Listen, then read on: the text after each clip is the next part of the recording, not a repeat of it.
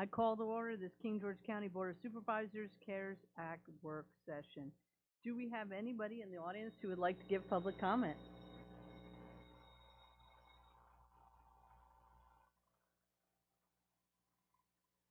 All right. Is there anyone online who would like to give public comment? Mr. Dines? Is there anyone who gave correspondence to my colleagues? So we will close public comment and we will move to allocation requests. Dr. Young? Thank you, Madam Chair. I know that this is now our fourth work session regarding the CARES Act funding. So understanding that, I'm sure that we all have a good handle on the background regarding CARES funding. For the sake of brevity, I decided to not include that portion in the presentation for tonight. But for the general public or audience that's new to the topic that may be witnessing this meeting online, we do have slides and presentations that's carried on our website. In addition, there was also a pretty comprehensive article that was written today in the Freelance Star that could be referenced, or you can call the King George County Administration's office at 540-775-9181, and we'll be more than prepared to provide you all any additional information that you may require. With that being said, board to come to you all tonight with hopefully is the final solution for our CARES Act spending. We do have our department visit tonight. We did a lot of homework on putting together a plan to spend what we had identified was the remainder of the contingency. Next slide.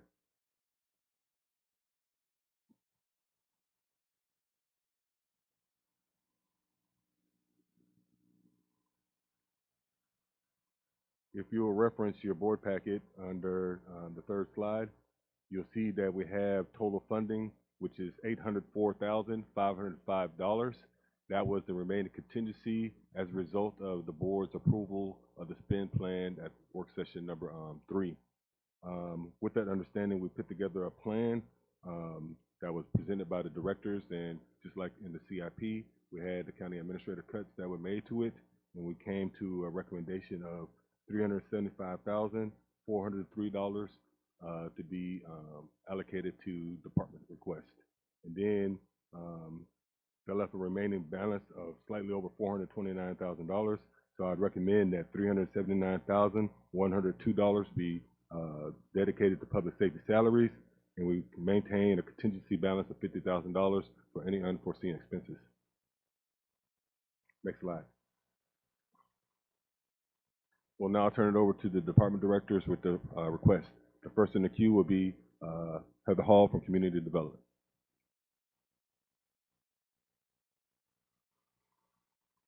Matt brings up a good question. Heather, just stand by. Mr. Britton wanted to just give you a quick legal review of the changes on the OIG and Treasury's FAQs regarding public safety salaries. Right. Thank you, Madam Chair. We spoke about this earlier, but for the benefit of any of the department heads or anyone listening, I thought it might be a good idea to see where the shift was. When Treasury came out with their FAQs, as you know, they had the numerous FAQs, including a very early one, number 2, middling one, and a late one, 3 FAQs, basically stating that using the words for administrative convenience, you can allocate all of your first responder public safety, which includes utilities, salaries and benefits, without having to determine what hour was spent here, was this minute spent, was this mask used, you know, did you wear a mask at that call? And it said for administrative convenience. There were some other things in the law. As a result, Dr. Young got with me early. I generated a written opinion. Actually, I think Dr. Young sent that out to regionally. Some people agreed. Some people took a more conservative stance on that. I felt very comfortable with that. And what happens in the end is they can audit you, and then they can say, hey, you didn't use this correctly, and therefore we are going to claw back some of the money we gave. That's the risk. In any event, later on, the OIG issued an opinion which appeared to dent that armor by saying, hey, you have to keep all these records, and the records have to show that the salary was substantially related back to the necessity test. And it gutted the OIG, stating that for administrative convenience, you could just allocate it all. So in any event, number of people reached out. I know I sent that out to statewide, saying, hey, these two things are in conflict. Here was my original opinion. We got to get on this. We're association for a reason. They did do that. VACO contacted NACO, and all the way up the lines, the various, in other words, state agencies contacted the national agencies. The national agencies all sent a letter to OIG and Treasury and said, y'all have to know, the left hand has to know what the right hand's doing, what it is happening. OIG completely backed off, and they said, Treasury is correct. We weren't trying to do anything other than saying you have to keep records for which we can show that it was between March 27th and December 30th, and that it was actually related to your first responders, public safety. So we're back where we were. Well, y'all had backed off a little bit on the spending allocations, and I just wanted to know that, you to know that prior to you giving the final 840 allocation here tonight, because that sort of fail-safe, that backstop of public safety salaries now has been solidified once and for all as 100%. Thank you, Mr. Britton, for clarifying that. Ms. Hall? Good evening. Tonight I'd like to review the CARES Act request for the Department of Community Development. First on the items is 10 Chromebooks for our Planning Commission members. This will eliminate the paper copy packets requiring the Planning Commission to come into the office in person. This will also allow members to attend virtually as needed. This request includes 10 Microsoft Surface workbooks, premium protection plan, and carrying cases for a total of $19,816. Next is a portable projector for the ability to hold meetings in any space that allows for social distancing. Our current boardroom is not large enough to social distance for large cases, and that can have a lot of public attendance. As you know, finding a space large enough for social distancing that has a projector availability has been hard to find. Our department having a portable projector opens up space to adequately project our staff reports, maps, etc. for the public and board's view to vote appropriately. Total is $1,474.68. Next is a scanner printer copier for large documents such as maps, site plans, and plats. This scanner would allow for our department to scan, copy, and print large maps up to 36 inches in size. This equipment moves our department further into the process of becoming touchless and remove person-to-person contact. This will assist the ability to work remotely and have plans scanned into a system with the ability to be opened at any location.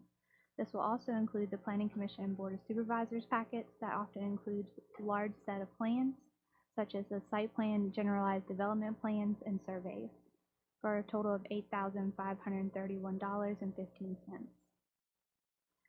Permanent signage for our new customer service window and drop box. Our office was awarded CARES Act funding to provide a permanent and secure outside drop box. Our office would like to put up permanent signage so that customers who are uncomfortable or may not be able to come inside find the drop box and instructions for our department for $300. Large monitor wall mounts. Our department was awarded 5 large monitors to utilize our electronic plan review.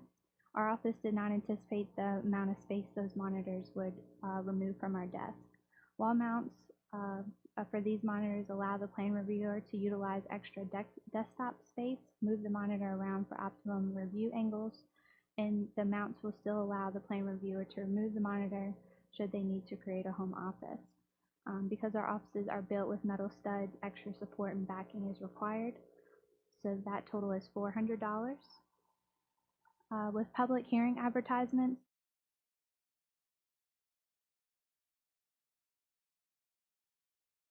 law for public hearings, this includes the Board of Supervisors, Planning Commission's Wetlands Board.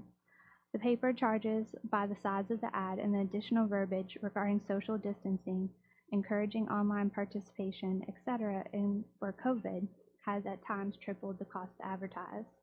Utilizing a standard advertisement cost and deducting that price from the COVID advertisement is approximately $583 in additional cost and has been added to each invoice with the inclusion of the required COVID language. With the planned October, November, and December ads, which would be 9 ads, is $5,247. COVID ads thus far is 8 ads for $4,664 and a total request of $9,911. In closing, the total department requests $40,433.03. Thank you, Ms. Hall. Mr. Bush?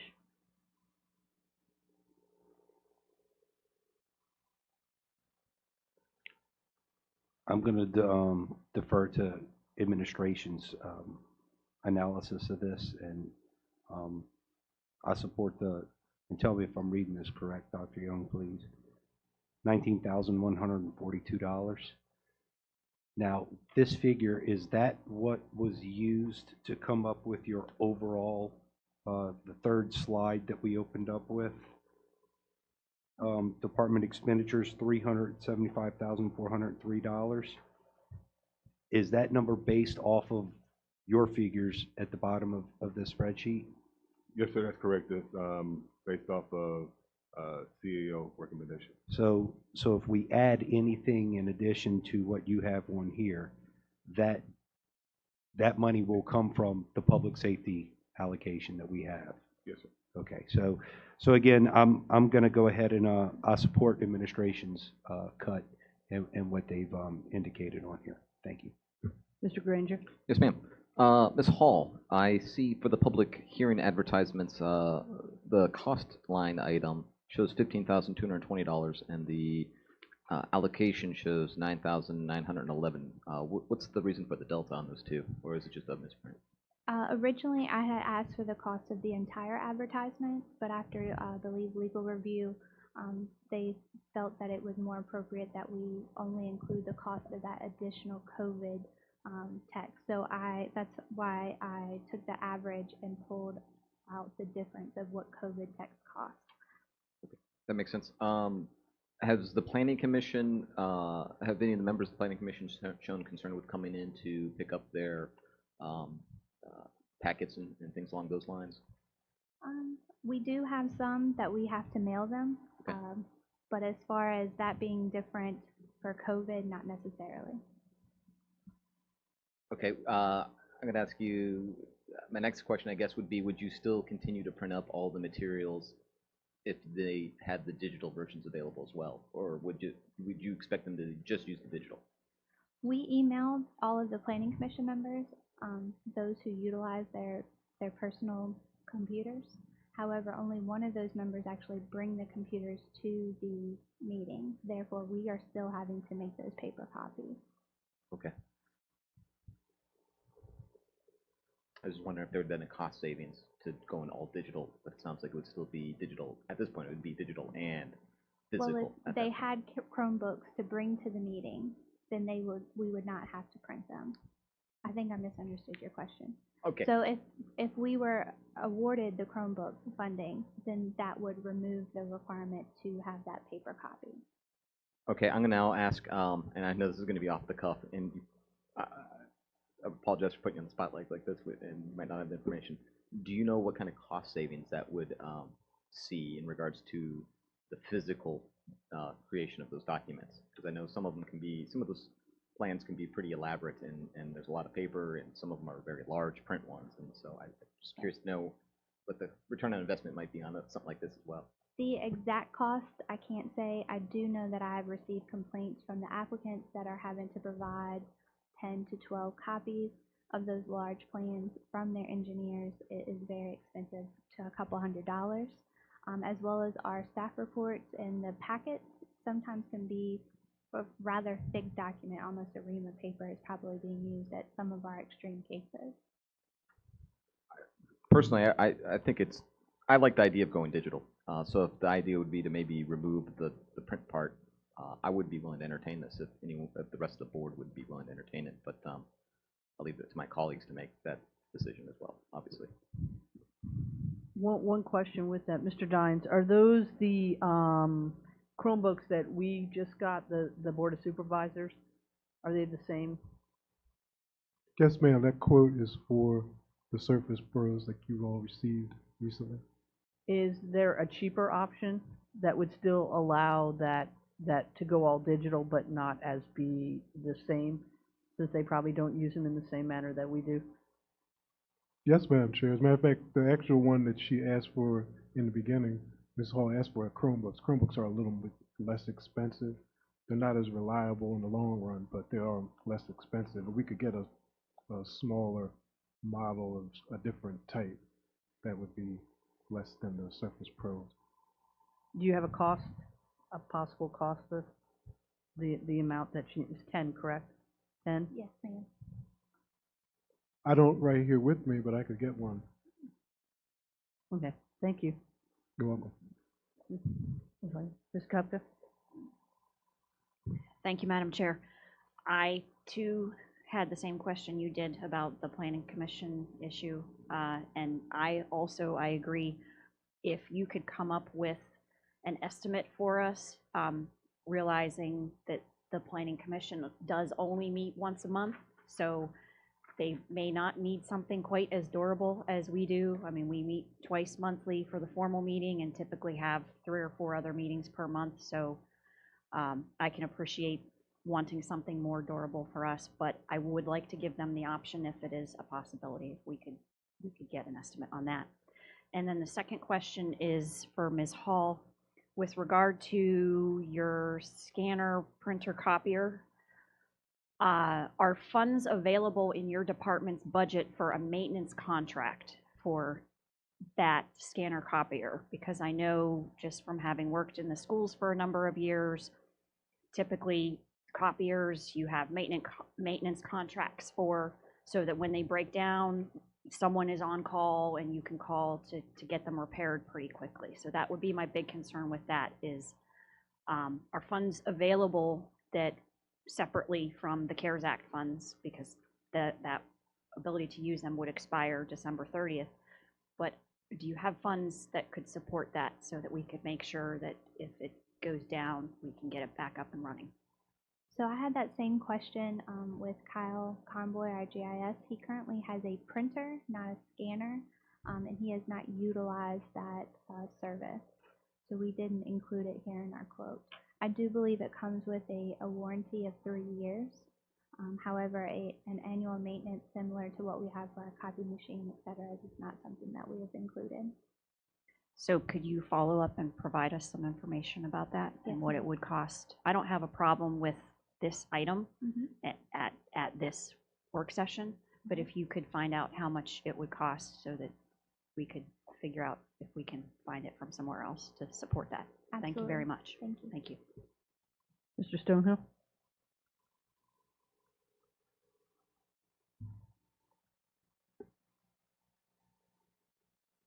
I like what staff has come up with for all these, Ms. Hall. It's just my question for public hearing advertisements.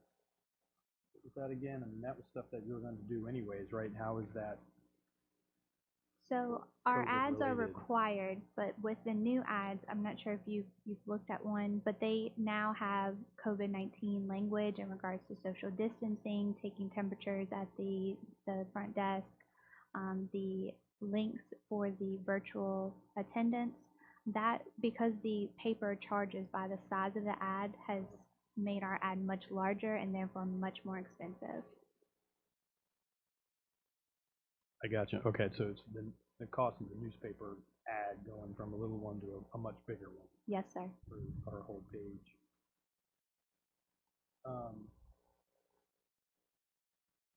I think I'm good with all this the way it is. I mean, I also would like to save a tree or two and like to go virtual and go digital on their computers and stuff. And what do we do with all of our old ones that we just turned in, Mr. Dines? There are a couple that are pretty much in disrepair. There are also a couple that are still fine and working, like Mr. Bush still uses his, so it's a mix. I have to get you mine, but okay. I think that's it. Mine would be one of those is not to give to anybody else. It's a nice heat warmer. For the Chromebooks, could we possibly give a dollar figure that could be used to purchase them, just an estimated dollar figure to cover a cheaper version? Madam Chair, I'm gonna ask our sales rep from CDWG to give me a quote right now. Okay, thank you very much.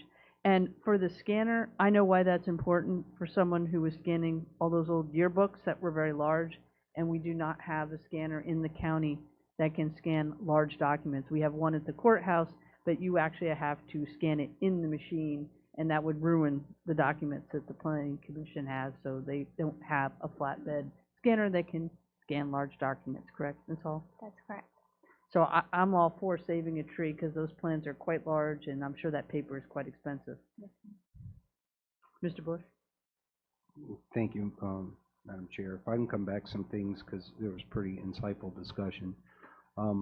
As far as the public hearing advertisements, the applicant pays for that, correct?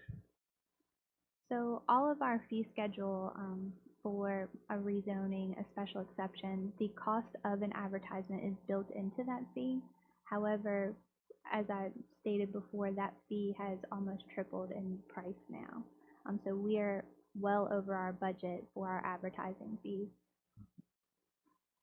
So that answers if those fees also cover the printing of the plans, et cetera, that you guys have been doing. Actually, the printing of the plans is provided by the applicant. Okay. So my only concern is I understand the willingness to go digitally, but 10 additional Chromebooks, that's something that's going to become a recurring cost. As Chris has alluded to or spoken directly about in previous meetings, technology changes, these things age, and they would have to be replaced.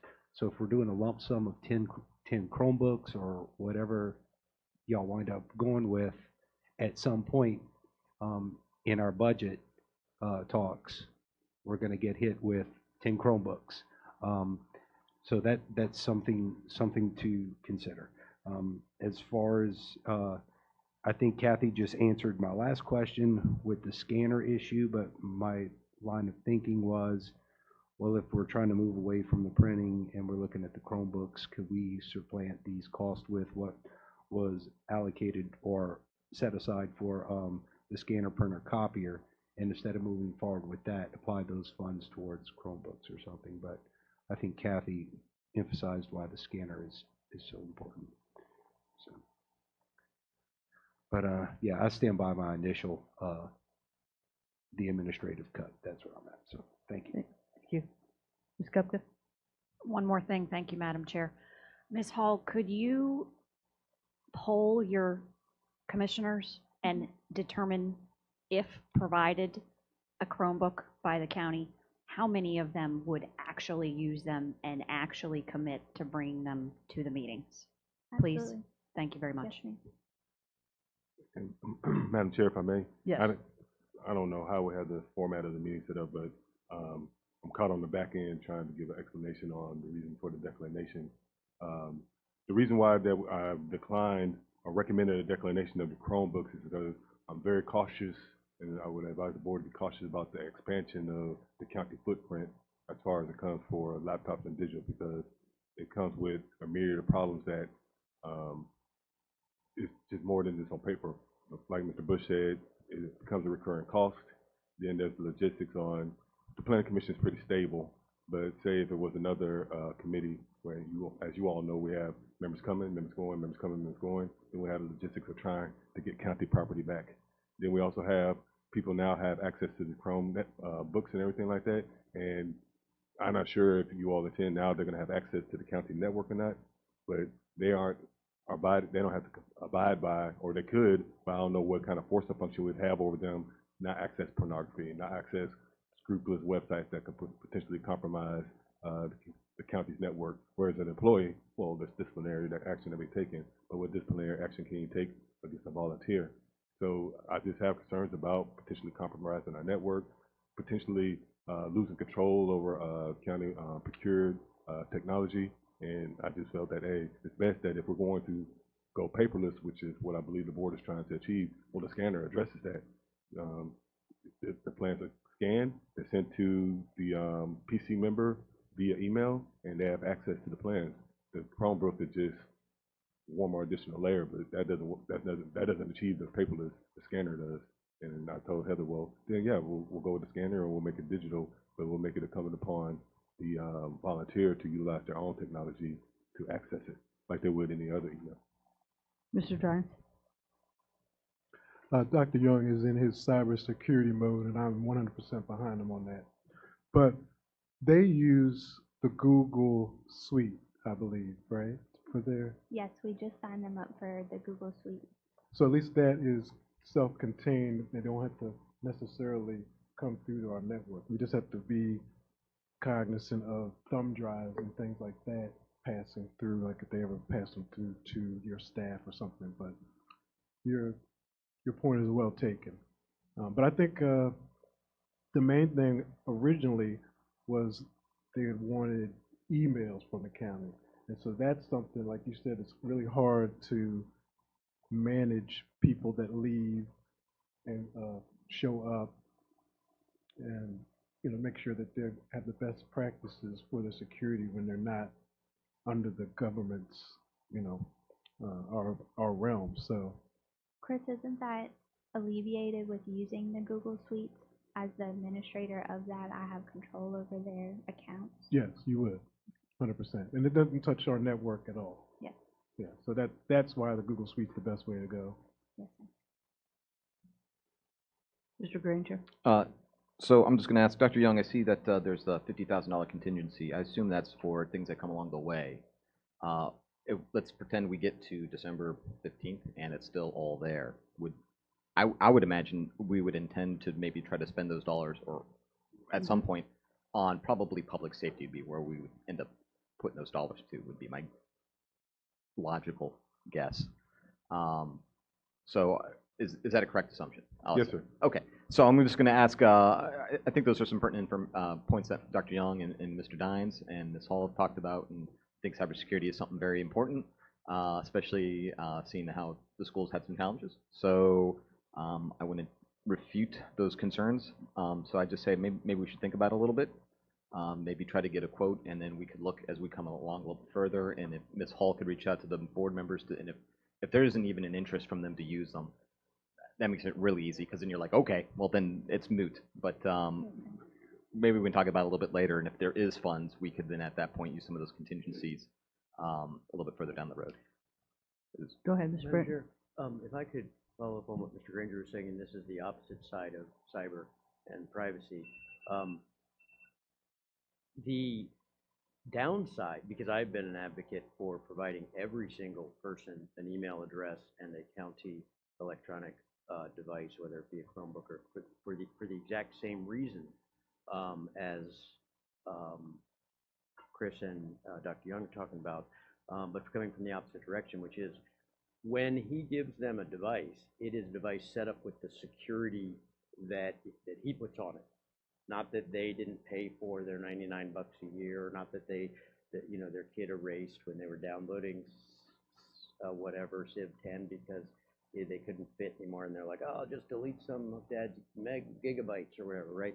So we get to control that. The other thing is the idea that somebody might use something against what they promised to do and use it wrongfully. That's true of anything. That's true of your car that you rent or wherever. You can drive at 110 miles an hour. You can sell it, you know, and run away with the money. I mean, that's true of anything. So when you have people working as volunteers and you hand them a thing and say, use this only for county work, I mean, presumably they're going to do that, or they will be in dereliction of duty from the very beginning. I don't think that you're going to find a lot of people that you're going to be selecting for your committees who are going to be like, great, my first laptop, right? I mean, so it's not that type of person. The other thing is that with respect to a different type of cybersecurity, which is called data privacy, that whether it's personally identifiable information or information that is for other reasons held to be private, medical records and things like that, privileged. When we have a request, which we get all the time, send me every single email the Planning Commission and the Board of Supervisors and anybody else in the entire county has ever said about me. Then I have to go out to every single Planning Commission member, Board of Supervisors member, as you well know, In the past, it has been quite onerous when email was even new. You know, some people were like, everything I ever said, no, in a document form. It's not everything you said, but FOIA is a request for documents. Well, we can get those. So we're in control at that point. He can go on your screen right now. Technically, he has to ask advice, but he can go, consent, but he can go on your screen or mine right now and look at everything. And therefore, there is a very real cost. I know we just got a FOIA request, and a lot of that was just reviewing everything. And we said, hey, this is going to be $600-700. You need to pay us because the code says $250 or more. You need to pay us if you want to send staff off. And it was, what was that, 10 hours, 11 hours, 12 hours? But if we can reach in there, we can do that electronically with the sniffer program, the keyword search, whatever it is that meets the criteria, and we can do that. So there are back-end costs that aren't considered when you have everybody all over everywhere, and there are security costs. And the fact of the matter is, they will never meet the legal standard. If you say that you have 12 people on a commission, and they're using, you don't even know, you don't even ask that question, what security is on there. You just sign up for Gmail and we'll send you whatever. You could be using something where the encryption keys were in an unsecure country or a country where that's on the OPAC list. I mean, we don't even know. And that's never going to meet. That's going to be what's called the willful blindness doctrine, where you just stuck your head in the sand and you didn't even ask that question. But once you begin asking those questions, anyway, so for a very small few $100s, the best practices would say, and you've heard good business reasons not to do that, but the best practices, cyber, protected information, data privacy, and legal is have county business conducted on county equipment. And Matt discussed this before, and I thought about that, but the reality is having all county business conducted on county computers comes at a real cost and a reoccurring cost. Now, I understand that, in a FOIA request, I want to say, well, I want to see all correspondence that came across, whatever commission or committee regarding myself. The reality is that's happened twice, at least twice in the last 3.5 years that I've been here, and that's a fixed cost. A fixed cost. It's a fixed cost of 10 man hours and, a little time invested. But if you try to address that one fixed cost with reoccurring expansions of the IT footprint, because these computers do have lifespans, and whatever you're purchasing now, 3 years from now, you will be replacing. Well, is it really a cost savings? I can't say that it is. I don't know. So I'm just very concerned, again, about expanding that county footprint, again, keeping control of county purchased equipment, and potentially putting our county network at risk. It's just something that I would advise the board to consider. That's for sure, and there will be more license costs, because the enterprise license has X number of users, 99 or 199 or whatever it is, and all of those security, all of the safety, all the privacy, whatever you have on there that's okay, it meets the standard, that license is going to be there, and so there will be enterprise costs as well. There's no question that the front-end cost is going to be higher. There are also front-end savings on the printing, the ink.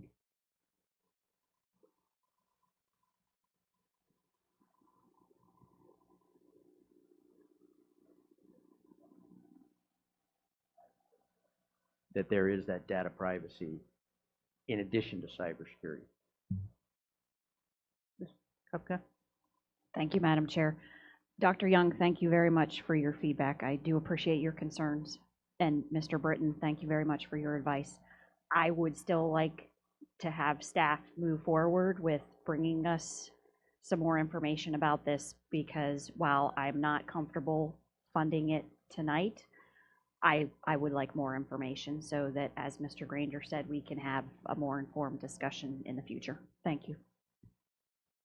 Yeah, I agree, because if it is important, especially with FOIA and all of that, to have a county email and a county device attached to it, especially for the planning commission, as opposed to some of our other committees. They would probably get more FOIA requests, as you know, Mr. Britton, than other commissions, because it can be controversial. But so, Mr. Dines, could you provide that information for us at a later date? Yes, Madam Chair. Thank you.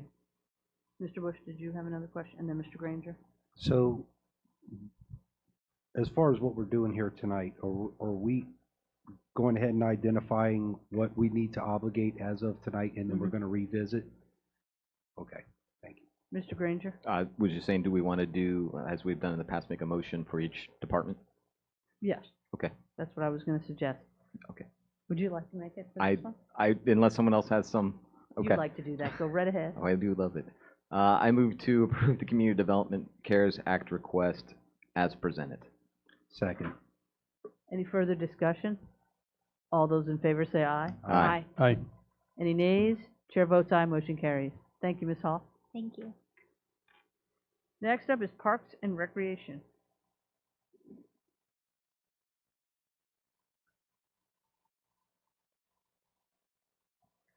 Good evening.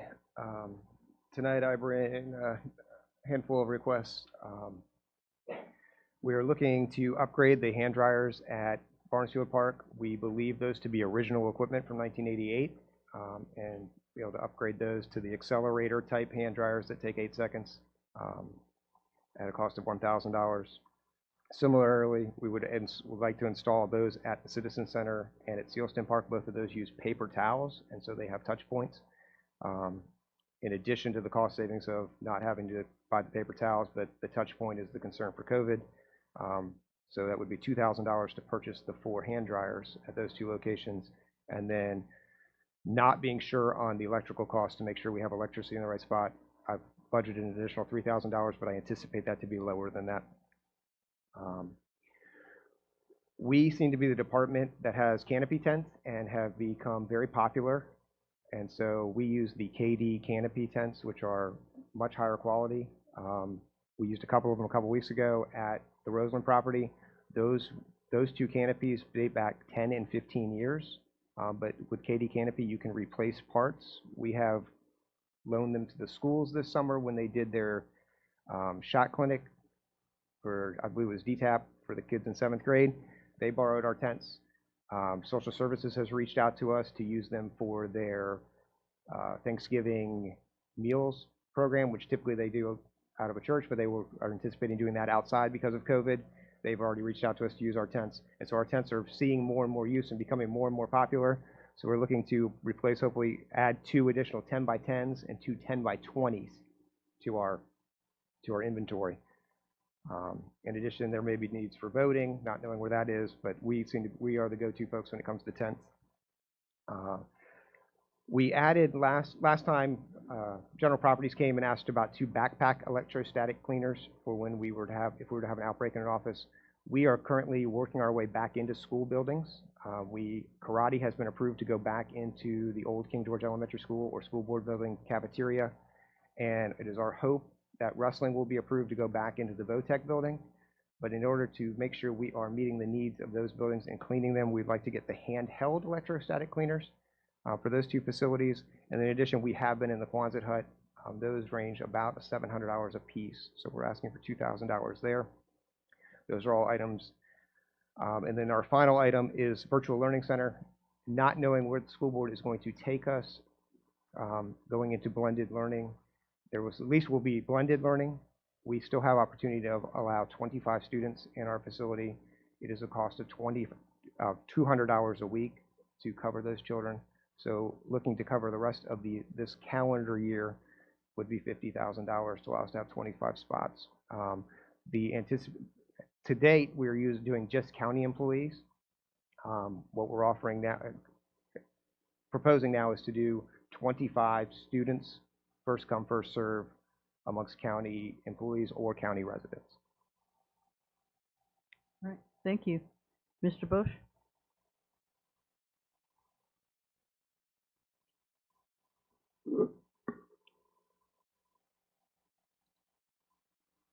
So what I'm looking at, it looks like county or administration declined everything except for the virtual learning centers. So that's the program that we said we were going to cover, which we also did for the schools for the first 9 weeks. But what you're saying is this would carry on through the calendar year? Yes. And so anticipating if we go to blended learning, folks would tell us, hey, I'm in the gold group, so I need care Monday, Tuesday, and Wednesday, or I'm in the blue group, I need care Wednesday, Thursday, and Friday. or I'm 100% virtual, so I need care Monday, Tuesday, Wednesday, Thursday, Friday. So does this go beyond the parameters that we previously set? It does, sir. The big difference between this program and the previously approved programs is this is open to all King George citizens. This isn't dedicated to county employees or teachers. We all know that daycare is a resounding challenge in the community amongst all King George County citizens. So Correct. we wanted to provide an opportunity for all citizens to be afforded some sort of access to childcare while supplies last. Excuse the slang, but while 20, supplies last. 25 slots, right? So that's the difference. Just the difference is for citizens versus it being dedicated to teachers or firefighters. We got you. Well, for 25 slots, to me, $50,000 by providing 25 slots, regardless of who it's open to, just through the calendar year, and based off of us not knowing what the school board's going to determine, I'd be opposed to that. Now, what does make sense to me is the canopy tents, as Chris spoke about earlier, they've been utilized throughout COVID responses, different events, things going on of that nature. So that's something I could support. I could even support the electric hand dryers because of the touch points. That's something that is being cautious to the spread of COVID or something like that. So those things I can get behind. I cannot get behind the virtual learning center though. So that's my 2 cents. Thank you very much. Thank you. Mr. Granger? Yes, ma'am. Mr. Clark, I don't remember how much we allocated for the virtual learning, but it was for 25 students. Is that correct? Correct. It was 52,000 and change. We had some startup costs involved. All right, thank you. And so how many students are currently in the program? We have 19 or 20 registered. It is because it's county employees. Some are at home some days, some are not. We range anywhere from 12 to 16 or 17 usually in the building at a time. Okay, and so I guess so then, assuming all of those would carry on through the end of the year, then what you'd really be saying is there'd be 6 to 7 additional seats available. And I guess that can maybe, depending on, because you brought up like Monday, Tuesdays, or Thursday, Fridays, or how it may work, maybe you get a couple more in somehow to kind of Tetris them together. Correct. Is there any cost savings that we've realized because it hasn't been fully staffed, or not fully staffed, but fully filled with students? Or is it like this was the cost and we could do 25 students, but if you did less, it was still going to be the same cost? All of our costs to this point, at this point now, are staffing costs. Okay, so the fact that it's 25 or 19 would have been the same cost. Yeah, now we're at the point, after buying the extension cords and those things so that we made sure we got power to everybody's Chromebook, because that was the one catastrophe we had day one, when somebody's computer went completely blank and my staff did not know why. You have to plug it in. Now that we have those fixed things cost, it's the upgrade of our internet service to make sure we have everybody with the bandwidth we need, and then staffing costs. Okay. And cleaning costs at the end of the day. Okay. Tracking. I'm going to now ask about the Barnesfield electric hand dryers. Do they currently work? There is thought that the one in the men's room is failing. Okay. But they do currently work. Okay. Mr. Britton, from a CARES Act spending perspective, is that an acceptable allocation of funds if we were to move forward with that to replace something that currently works? Yes, especially with respect to the one that you don't want to fail and then be in an emergent situation. There's a lot of guidance that I was seeing. There's nothing further on that. There's a lot of guidance that that talks about that, and that you don't have to put yourself into a crisis, and that the government wants us to plan for the future, look forward. So yes, that wouldn't be an issue. As to the ones that are failing and installing new ones, just like the ADA door opener. Mm-hmm. Thank you. You said the Sealston and Community Center currently have paper towels. The electrostatic cleaners, you said they're handheld?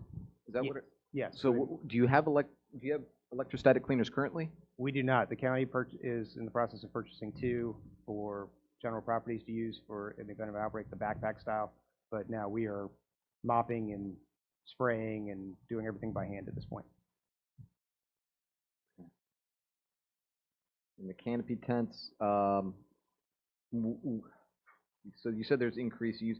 Had you been planning to bring that forth at some point in the near future because they had been running rough or getting rough, I guess, in use, or I guess where are they at right now? How long do you really think they will last? The good part about Katie Canopy is the parts are replaceable. Okay. So we actually have, I brought up the fact, Lorenzo, that we had one that was, I said, well, the one cover was really in bad shape. He goes, that cover will be here tomorrow. And sure enough, the next day, the box showed up with the new cover for that one. So during that town hall, when we had one that dripped a little more, that new cover was on order. So it's not that the ones in-house don't have, we are replacing the parts that needed. Okay. It's the need of other departments calling us saying, hey, we need to have this event and are in need of more space. Thank you. I don't have any other questions this time. I want to think about it for a couple minutes. Thank you. Ms. Kupka? Thank you, Madam Chair. I fully support the electric hand dryers as a frequent user of our parks. I'm at Sealston at least 3 days a week for soccer practice. So I would appreciate my colleagues' support for those items. I get the electrostatic cleaners. What, so can you explain to me again how that works though? The solution's charged. Right. And so it is, the science is that it attracts the germs and binds to them and pulls them out of the air. And so it's kind of like a sprayer? Like Yes. kind of like I have one of those pump weed sprayers that we spray the gravel with. And so it's kind of that kind of thing, only it's applying the chemical disinfectant to a surface, a room surface. Yeah, these handheld ones look a little bit more like a dust buster than the backpack sprayers that we bought for the bigger cleanup. Gotcha. I think I could support the electrostatic cleaners as well.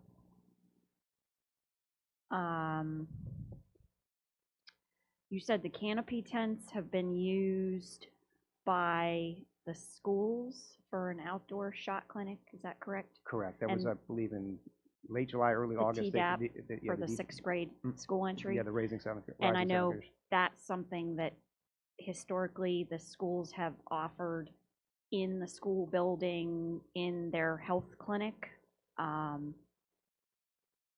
guess I can see why you are saying you need new ones for your department because of wear and tear, but I almost wonder if perhaps the schools shouldn't use some of the funds that we gave them. Perhaps they should also invest in one for themselves. Well, yeah, it's in addition to the school, there's one example. Mr. Franklin from Social Services has contacted me for their Thanksgiving give outs. And I mean, I don't think Social Services has a regular need for tents, but this is obviously one where they're going to do this handout to folks in need.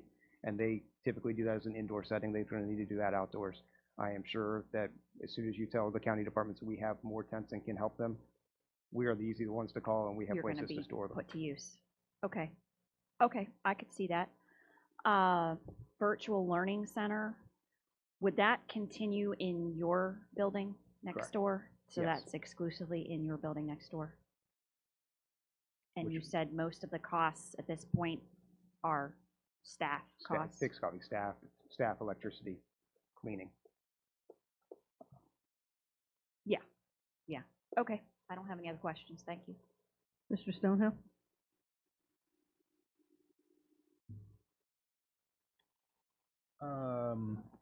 Hand dryers, yeah, I would go with that.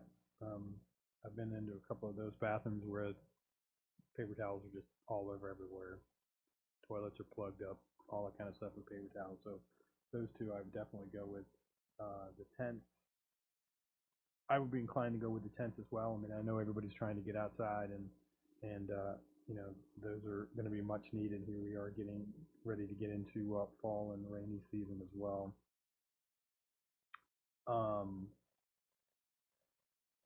The backpack things, actually, I just pulled up because I just had to see one for myself to see what it looked like.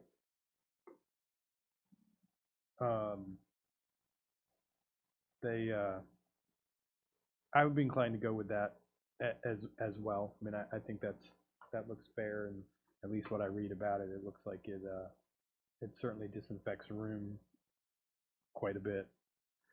The virtual learning, so we did, what, 50 the first time around to go until October, was it? It was, yeah, we offered the same first for essentially what was the first quarter of the school year, and this would be for All the right, second this is quarter. going to be the second semester for it as well. I'm not really keen on that, but not knowing what the school is going to do, and I know there's been back and forth about what they're going to go back in session or what they're going to do or virtual or whatever. I might be inclined to kind of hold off until we hear what the school board's going to do for sure. Yeah, I'm up in the air on that one, but that's all I have. I would agree with Mr. Stonehill too about the virtual learning, waiting to hear what the school board has to say, because that's a big chunk of change. I agree with the hand dryers. I agree with the canopy tents. We might even have other events, shot clinics, flu shots that we might need these large tents for. And the cleaners, that makes total sense, especially if we're gonna reintroduce karate, gymnastics, basketball, wrestling.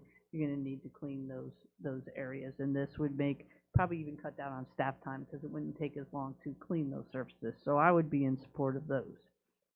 Does any of my colleagues have any other questions?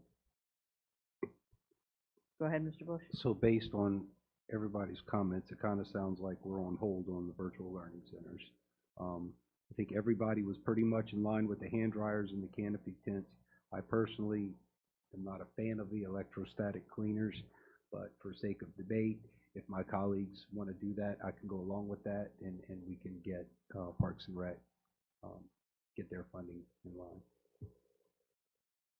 When would we revisit the virtual learning center? I know we don't have another CARES Act work session. Would it be at one of our board meetings?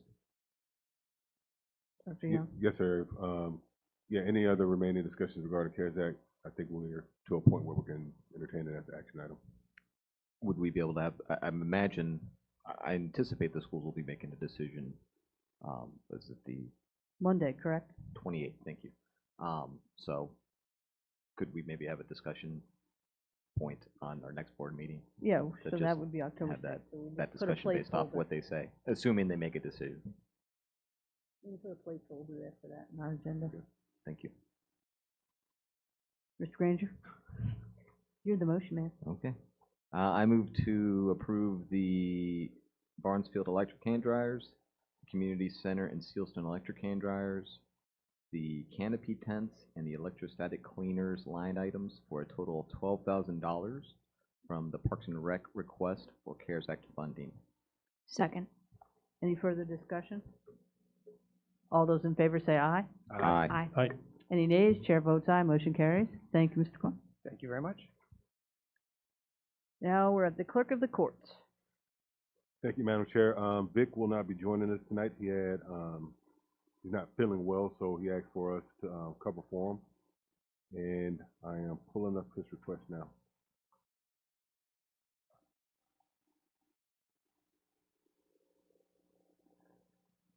The clerk of courts request for a court's audio system. The rationale is the Supreme Court of Virginia has specified in their requirements to continue court proceedings the inclusion of barriers between parties with less than 6 feet of separation. That requirement necessitated the installation of a plexiglass barrier between the judge and the witness. Coupled with the poor acoustics of an almost 100-year-old courtroom, the barrier severely diminishes the judges, the attorneys at both counsel tables, the court reporter, and the clerk's ability to clearly hear the witness. As you are well aware, most court cases hinge on the testimony of the witness, and it's imperative that they be heard clearly. That was it. Thank you. I'll go down the line again. Mr. Bush. I'm simply not in favor of it.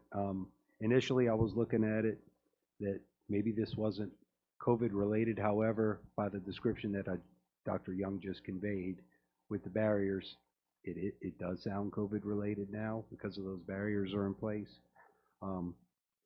But it's the same opposition that I took up with King George High School's auditorium.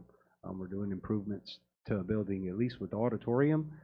it's a new building. We know it's going to be serving citizens for a fairly long time, hopefully.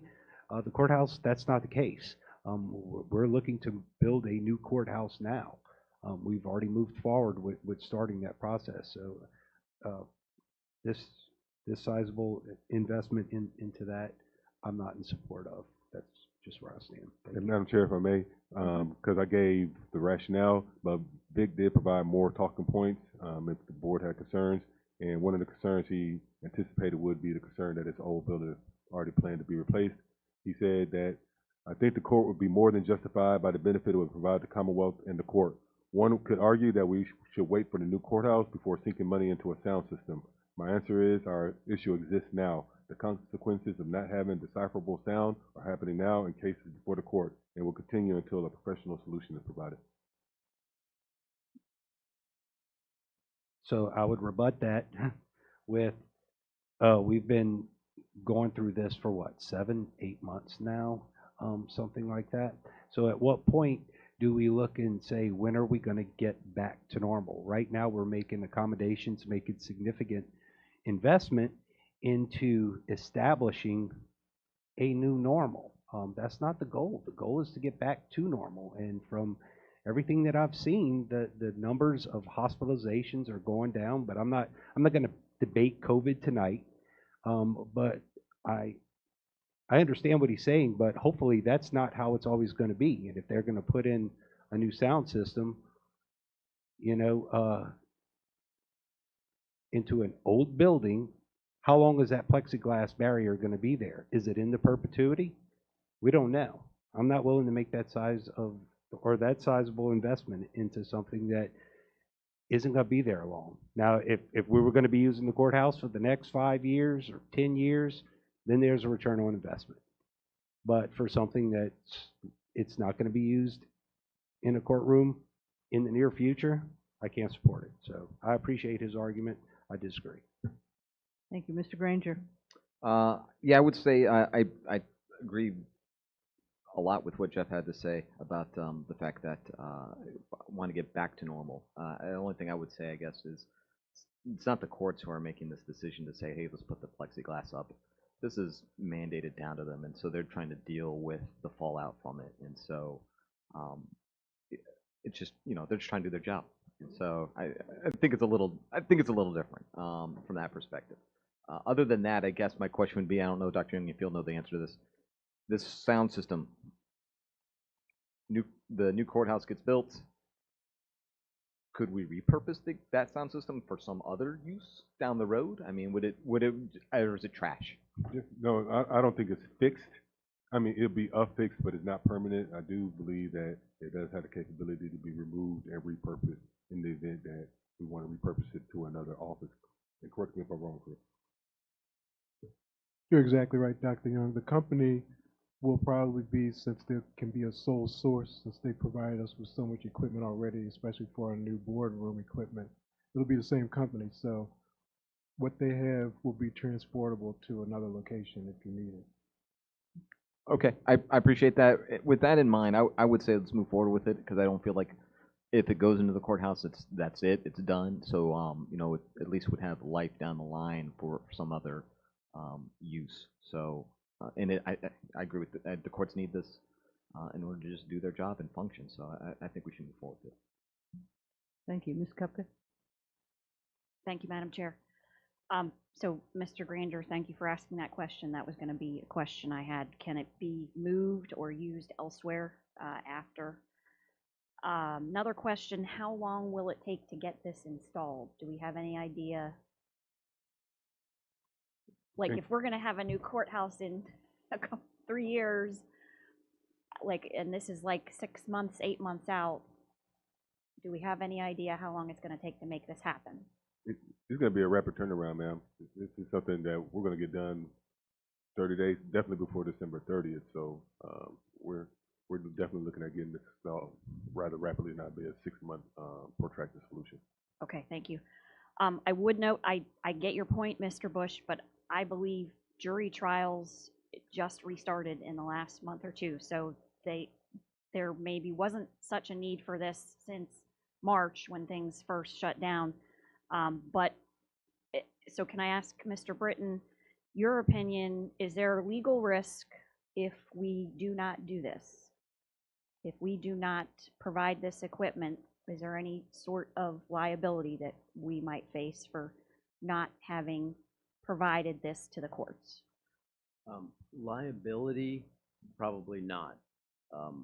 In terms of, could you be sued for not spending CARES Act money, and as a result, somebody couldn't hear something in a trial? Liability, probably not. In terms of putting criminals back out on the street because somebody couldn't hear something, or we couldn't meet a statutory or constitutional speedy trial, yes. In terms of not being able to put a CCTV witness of sexual child abuse in another room that people could hear because they don't have to face their accuser. It's an example of that. I've unfortunately had to do that more times than you would think in our county in order to take these people off the street so that they can't do it to hurt children again. There's a risk there. Would someone come back later and say, you didn't put in a sound system, so this pedophile got back out on the street and hurt another child, and it was my child, and I'm going to sue you? Probably not. That's a little bit, that's the last thing you can be thinking about is the courthouse sound system. But in terms of societal risk, as the common attorney, I agree with what you said. Jury trials just started. This is easily, I thought you were going to ask, Ms. Kupka, whether or not there's any problem if it didn't get to be used until going on, and there is no problem there because you're either you or Mr. Granger, no, Mr. Granger said this is mandated, and that's correct. The courts, we have to pay for them as a locality. You can assess a $2 fee, which I think you do to help offset a construction. However, they're completely controlled by the Supreme Court of Virginia and the circuit court judge, who's controlled in most aspects. So that's been ongoing. They've put the order out that there's going to be all the COVID stuff, whether you like it or not, happening in the courthouse. I don't know if you've gone into the courthouse, but you have to wear your mask 100% of the time when you're alone in your own office in the courthouse by order of the court. So, I mean, it is quite a bit of a different area. But as to liability, in terms of direct dollar liability, no. In terms of criminal case, yes. In terms of the civil side, the impact that the citizen will feel is that they will not be able, they will choose not to have jury trials. In Virginia, either or both parties can demand a jury trial. So if one party says, I want a jury, then they get it. And they probably will stay away from them because people are just going to say in the jury, I can't hear, and it's going to be a mistrial per se, even if the person is supposed to get out of the trial. The other thing is that there will be a delay in you getting your case. So if you have a serious case regarding a custody case, equitable distribution after marriage breaks up, a rezoning matter, whatever that person considers very serious in addition to criminal cases, or just, your neighbor's tree fell on your fence and you want to sue them, you're not going to get that into court probably for, and the sheriff can tell you exactly what delays there are in civil cases because his go first, but probably to get the criminal cases for is going to be an additional 6 to 18 months into court. So we have a fast system with sort of a rocket docket in Virginia, and that's going to slow down to the other types. So the true impact, and of course those are fiscal impacts that go with it, won't be getting sued, but it'll be not meeting speedy trial in criminal cases. And there is one other impact to not being able to get as many cases through, which the sheriff can tell you, is that the deputies just can't get all the cases in, and then they don't come to court. They move on, they get reassigned, they're not there, they're not available. So given all that stuff in terms of getting sued, no, but it's a big price tag here, but it's a small price to pay for. Thank you very much. Excuse me. I appreciate the thoroughness of your answer, your advice. Thank you. I personally had to testify in a criminal proceeding a few weeks ago, not in King George. So I'm going to base this on my own personal experience that, yes, it was hard to hear.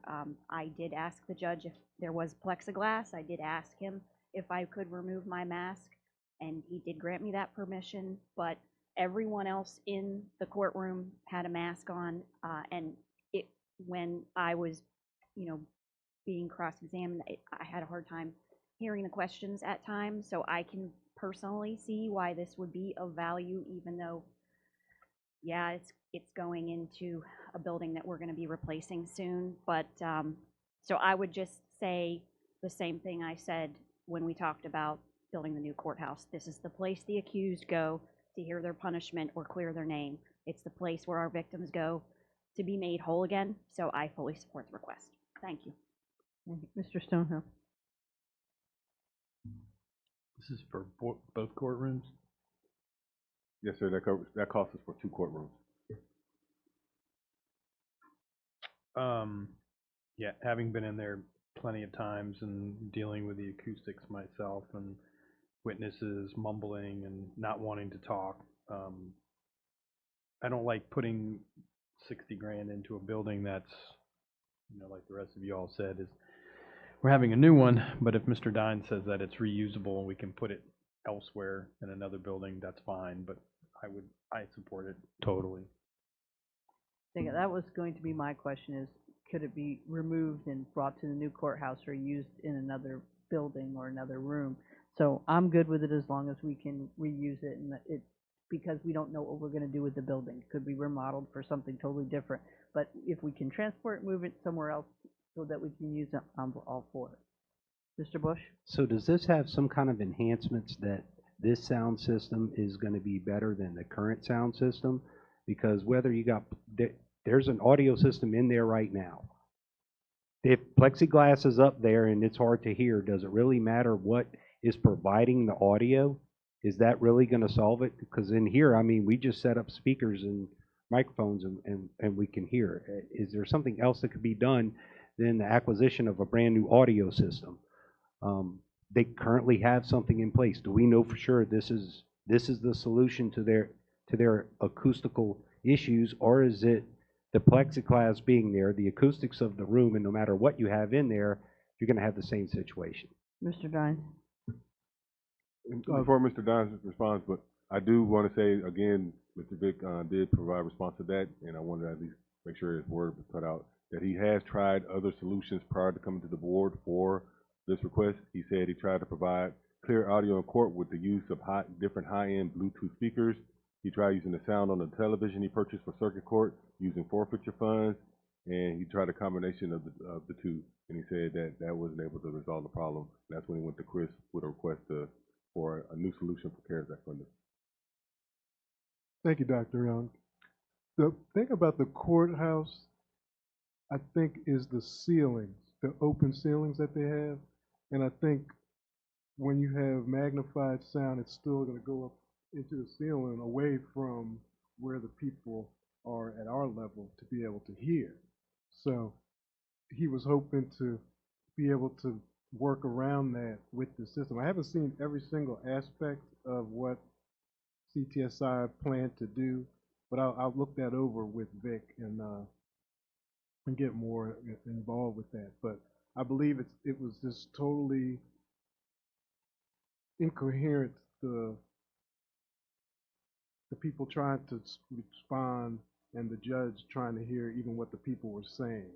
So I think that was a big issue, and he wanted to make sure that was nullified with the new system. And Chris is exactly right. I should advise the board that Vic put in this request, but the contractor hasn't provided a customized solution yet. So I asked him, like, look, Vic, we're coming to this work session. Ask the contractor to provide us a ballpark figure with the understanding that within the next week we can have that they're actually going to have a customized solution and customized audio system that's dedicated to addressing the concerns for that specific facility. So I can speak with confidence that it will be a better solution than off-the-shelf television or Bluetooth audio system. I was going to make a comment, since I used to do this business, television and radio, directional microphones, and the building was built in 1927 or so, correct? So it was never designed to have an audio system. So the ceilings, here's a lower ceiling, so you can hear the sound better. So having somebody come in and give you a customized audio system that makes it so that everyone could hear, and with the plexiglass, it does make sense. because the building was never designed to have an audio system. Heck, they barely had microphones in 1927. So it makes sense, and you bring in somebody to actually customize the system for the room it's in, because this room would be totally different than an auditorium. So it really makes sense. And you, as Ms. Kupka said earlier, citizens have a right to be heard or to be defended, and they have to be able to hear. I toured enough courthouses to understand that one. So I'm in all agreement of it. Do we have any other discussion? We can go ahead, Mr. One more Marsh. counterpoint. So Chris said it earlier, and you just said it again. Y'all both said customized to the room, but previously we had a discussion if this could be transferred over to the new courthouse. Well, if the system is customized to the room, the plans for the new courthouse are not going to even closely resemble the current courtrooms. So Right. will this then be obsolete? Mr. Bush, with the new systems, it could be a programming thing with the equipment that they would just have to maybe change some software, and it should be able to be used the way it should be, regardless of the size of the room. It should be scalable. That's what I was going to say too. These are all electronic now, so it's just programming it in for a different space. All right. Do we have a motion? Oh, Mr. Sloan, did you have? I make a motion to approve the clerk of court's proposal as presented. Second. Any further discussion? All those in favor say aye. Aye. Aye. Any Aye. nays? Chair votes aye, motion carries. Thank you. Tell us thank you to Mr. Mason. Department of Social Services.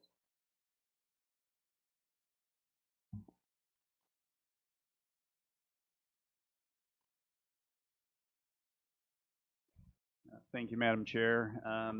My name is Brian Gardner, by the way, for those of you that I've never met. I'm serving as the interim director for the Department of Social Services.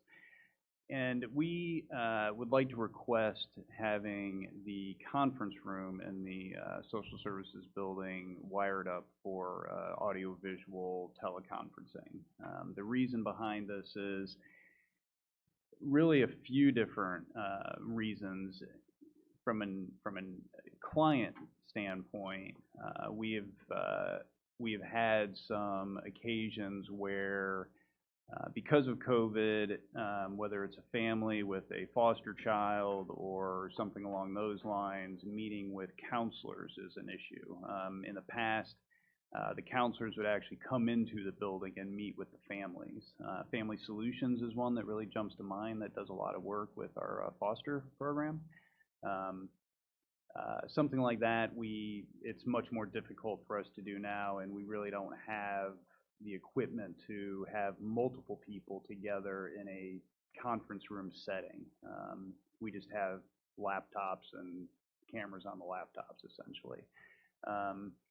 So we need something like this for our clients, but something like this also we need for the staff. Similar reason, but different people. We do have training sessions, and we do have other types of visits where would normally happen in person that we are unable to do. In fact, we had a training session today with someone from the Virginia Department of Social Services that actually we wound up having to cut it short because of technical difficulties. It was too frustrating. We were trying to use a camera on a laptop, the cell phone for the audio, and we plugged in another monitor into the laptop with an HDMI cord so we could all see, and it just didn't really work that well. So this type of equipment is something we could really use for a lot of reasons, and it's all because of COVID, that we just can't have people come in. So that's really the nutshell. And I will say the dollar amount, the estimate, this was somewhat hastily put together. Chris Dines helped me with the people he works with in putting together a quote. I actually think the actual cost, and Chris might have a comment on this, will most likely be less than this. We asked him to put together a cost estimate for the equipment that we would need, but make sure it's everything that we might need.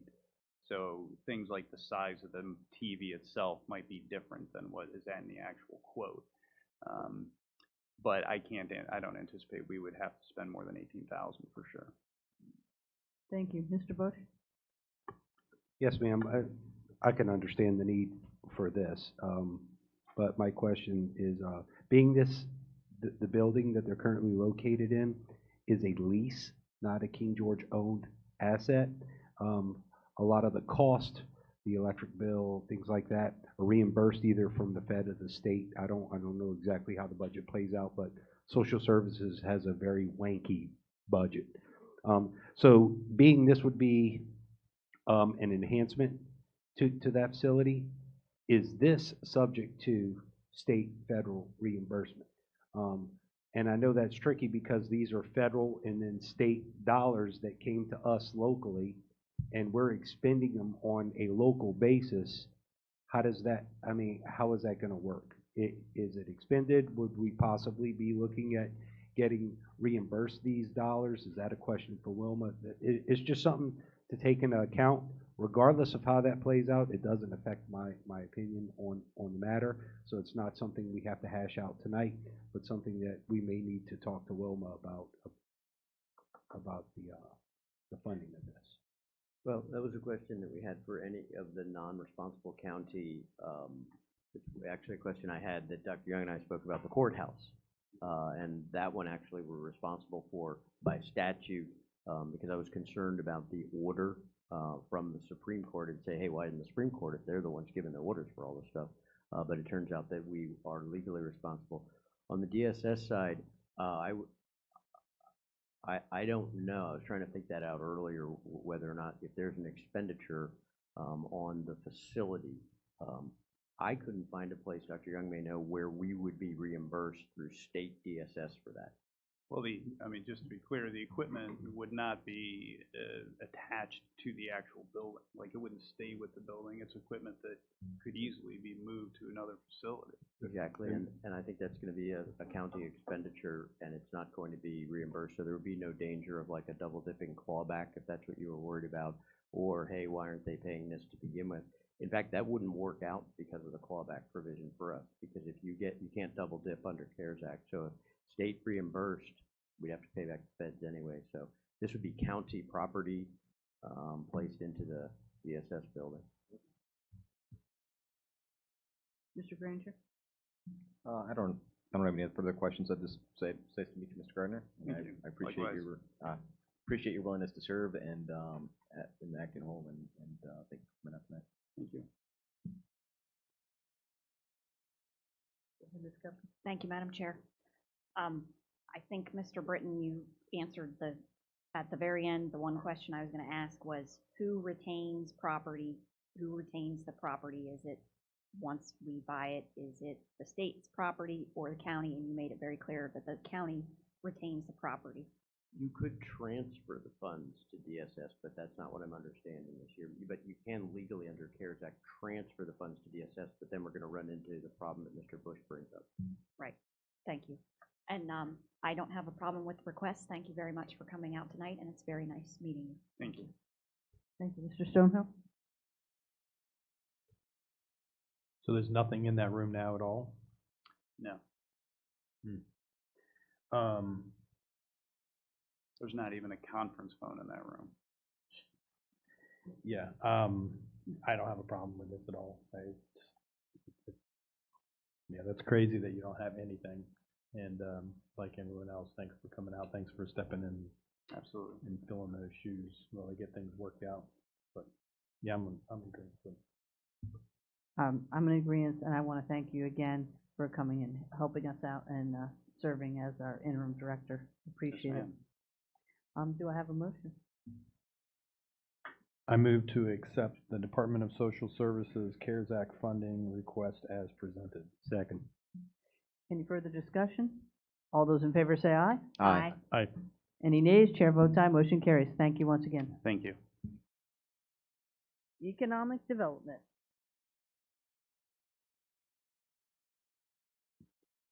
There's Mr. Weiner. Look in the wrong direction.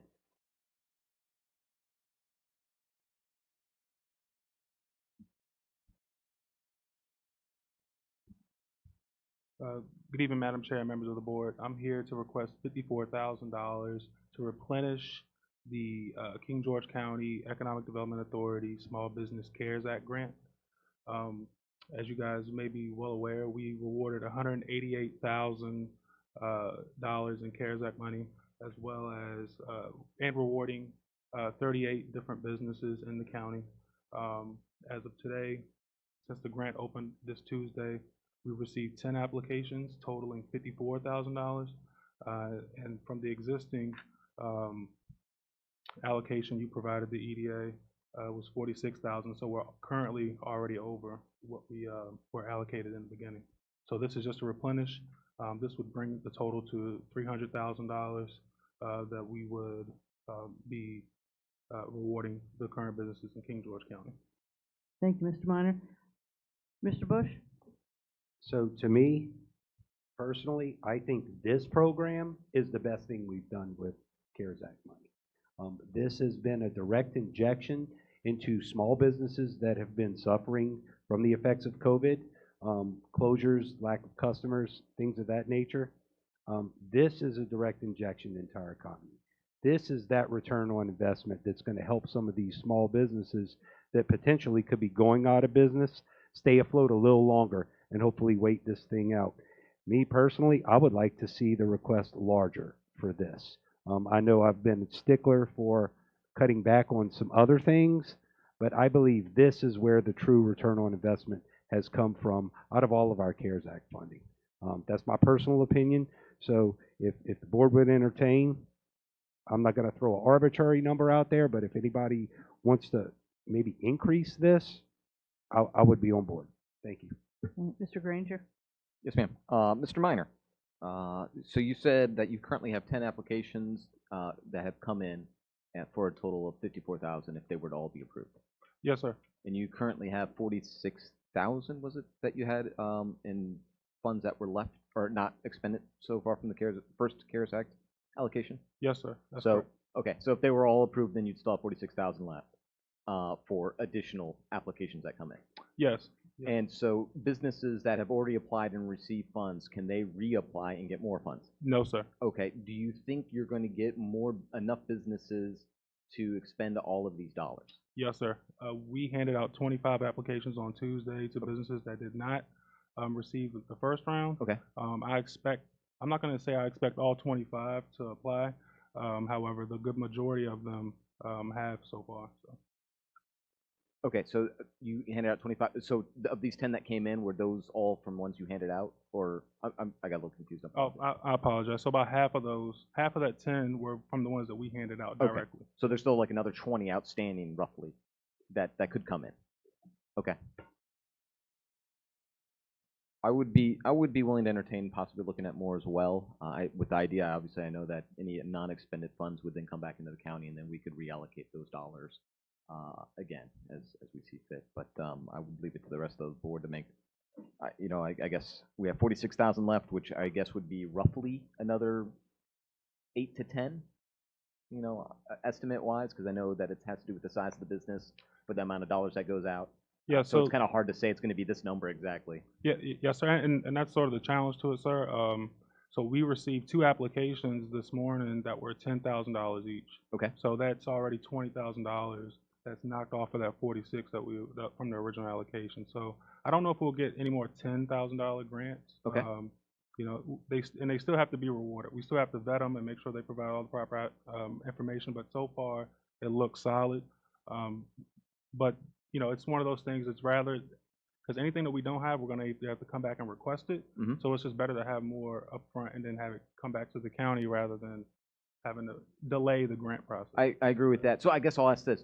So you made this request. Do you feel this amount would suffice to cover everything you expect to come in? I did until this morning when we got over $54,000. Gotcha. Yeah. So I would maybe ask the board if they'd be willing to entertain another 20 to 25,000. But I'll leave that to everyone else to discuss. Ms. Kupka? Thank you, Madam Chair. So this round closes on September 29th, right? Yes, ma'am. Okay. And So can you give us the timeline for the EDA to approve them? I know they go to a couple of EDA members that are tasked with reviewing the grant applications. So when we close on the 29th, I will reach out to the EDA members that review. We'll set a date to when they come in to review the applications for approval, and then we'll take it to the EDA's next board meeting, ma'am. And that was gonna be my next question. So do you think, based on your timeline, you can get the EDA to approve it by the next meeting, the October meeting, which is like the second Thursday of the month? Am I right? Yes, that's correct. So the way that we do it, we look at the ones that definitely have a chance to be awarded, and then when we go to the EDA meeting, we approve up to the amount that we know that can be rewarded, and then we'll know then exactly how much is going to come back. Because in the first allocation, we sort of figured out that we're going to approve up to 188 if the rest of these businesses get in the proper information in time. So whoever didn't get it in time, they were left out, but the money was already there for the 188 for anybody else who were approved. Thank you very much. So based on that, I would be willing to add another $20,000 to this request. Thank you. Mr. Stonehill? I would have to agree with Mr. Bush on this one. I think this is the best thing that we've done so far with the money. You know, the small business is near and dear to my heart. I was actually just reading an article that I spoke to Dr. Young about in Virginia Business, where there was a county that was out in the western part of the state, and they were actually sending their CARES Act money directly to the employees that had lost their jobs, and the restaurant business and the beauty businesses, and you know, all the small businesses that were really shut down. They had some way that their CARES Act money was going directly to the individuals, and I think that's just fantastic. So, Mr. Miner, did you reach out to all the much smaller, even the micro businesses, the real small mom and pops that might not be, you know, computer literate, and also the businesses that are ESL, you know, English as second language type folks that might need a lot of help with this program? Because I know I stopped off on a couple of them, and you know, they were kind of scared, and I had handed them applications and said, please call me or call you. I just want to make sure that you reached out to a lot of those. The list that you sent out to us, I saw a lot of bigger businesses, and I didn't see a whole lot of what I would call micro businesses out there. So the list that I chose, well, the 25 that we handed out were all in that category of restaurants, personal services, daycares, barbershops. We're looking at those types of businesses. If you can show me the list you have, I can tell you exactly who I passed mine out on Tuesday. We sort of compare and contrast. But we are targeting those, sir. I think there's a confusion. The list that was provided to you all, I believe that was the awardees, the businesses that were awarded. Yeah, that was right. But Nick, myself, and his staff sat down, and we actually drafted a list of those small mom and pop shops like Muhammad's Boxing, King George, beauty supply stores, the ECL businesses, and we created a list of 26 or 27 businesses where the economic development staff actually went and, you know, spent a little shoe leather talking with the businesses, explaining the program, and trying to overcome that fear or concern that they may have that, hey, this is a loan or hey, this is strings attached. And we made sure that they were informed because they probably don't have access to the county website or, you know, social media. So they did a saturation of those small mom and pop shops, and we're anticipating that there's going to be a larger response from that part of the business community. Absolutely. Thank you, Dr. Young. Can we get a copy of that list? Yes, sir. Okay. Yeah, I would be all for, you know, increasing this amount, and even anything that we have left over end of the year to, you know, to pitch in there as well. But like I said, this is probably one of the best things we've done. Thank you, sir. Yeah, I was gonna say, some of the businesses just might not choose to apply. So, I mean, I have no problem with the 20,000 also. Mr. Stonehill, do you want to make the motion? Could I ask one Or other question? Mr. Granger, go ahead I first. apologize. So with the understanding that there could be some funds that are unexpended, and I've heard a couple times now, like with the Department of Social Services request, it sounded like it could be a little bit less, as well as the audio system. I assume the plan would be to then sweep up those funds and then again put that back into the county, and then probably the most likely expense would be public safety. Was that then? That's correct. So public safety or something that just a real priority Emergency. and expedient. Okay, just want to make sure. Thank you. Madam Chair, Thank that was you. one of the reasons that this new opinion was so important, because we were gonna have to have, I forget what Nick and I came up with, like a cliff deadline of November 1st or December 1st, because if you had unexpended funds, people just didn't apply, then we'd have to get it back to Dr. Young in time to find an eligible and bona fide expense. And now you don't have that burden anymore. I mean, you can do it immediately, transferring it into public safety, first responder, utilities, salaries. So you can actually extend programs like this much farther into the night than you otherwise would have been able to. Thank you, Mr. Breton. Any other questions? Mr. Stonehill? So are we going with 20 more? Mm-hmm. Yep. So, I apologize. So that would just bring the amount to 74,000? Mm-hmm. Correct. Go ahead, Mr. Stonehill. I move to accept the CARES Act funding request for economic development for their proposed 54,000 with the addition of 20,000 extra for a total of 74,000. Have a second. Any further discussion?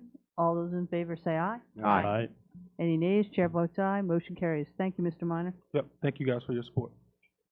Sheriff's Department, Sheriff Giles.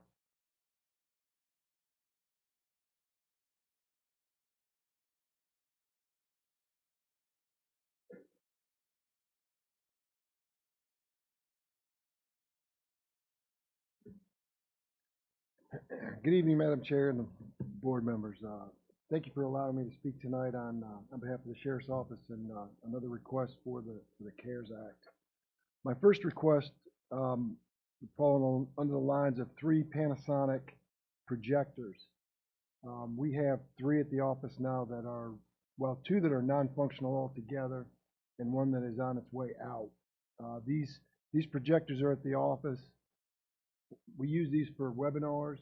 We use them for Zoom meetings and training altogether. And some public entities come in, the magistrates have used the projector that is working right now, just as recently as last week. But that's on its way out as well. So at the tune of estimated $25,175.12 for 3 Panasonic projectors is my first request.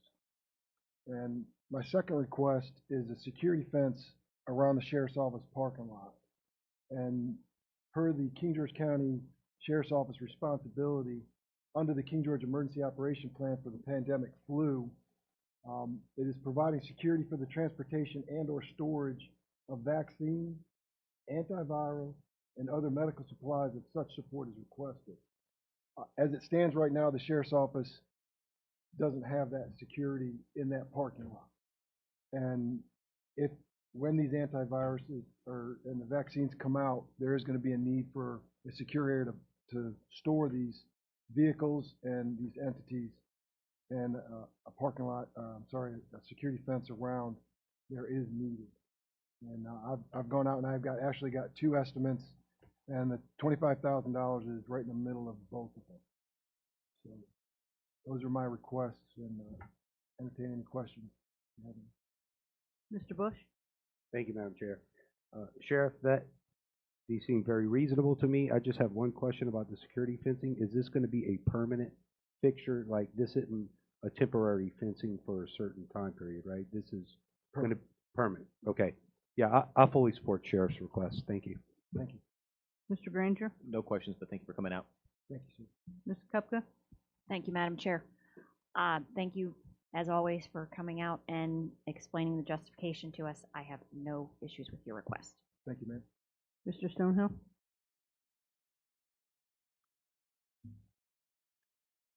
The fencing is just going to be out front in the grassy area or all the way around the building? The way I've mapped it out, it will go from the gate that's there, it'll travel along into the parking lot, go to the dumpster, and then on the other side of the dumpster, all the way around to the Sally Port area, on the other side, behind the sheriff's office. Oh, so it's just kind of continuing the loop that's Correct. out back. It's gonna be two separate types of fences. One is more of what you could call a vanity fence. It's the one that's there, it's like the one that's there now. And then on the other side of the dumpster will be a 6-foot chain link barbed wire fence. Sorry, I'm a little hungry tonight, so I work through this. Barbed wire fence all the way around. Not only will it provide the security under the King George County's pandemic flu order, but it also for any prisoners or anything down the road. Again, I'm good with all of it. Thank you for coming out. I'm fine with it. Do we have a motion?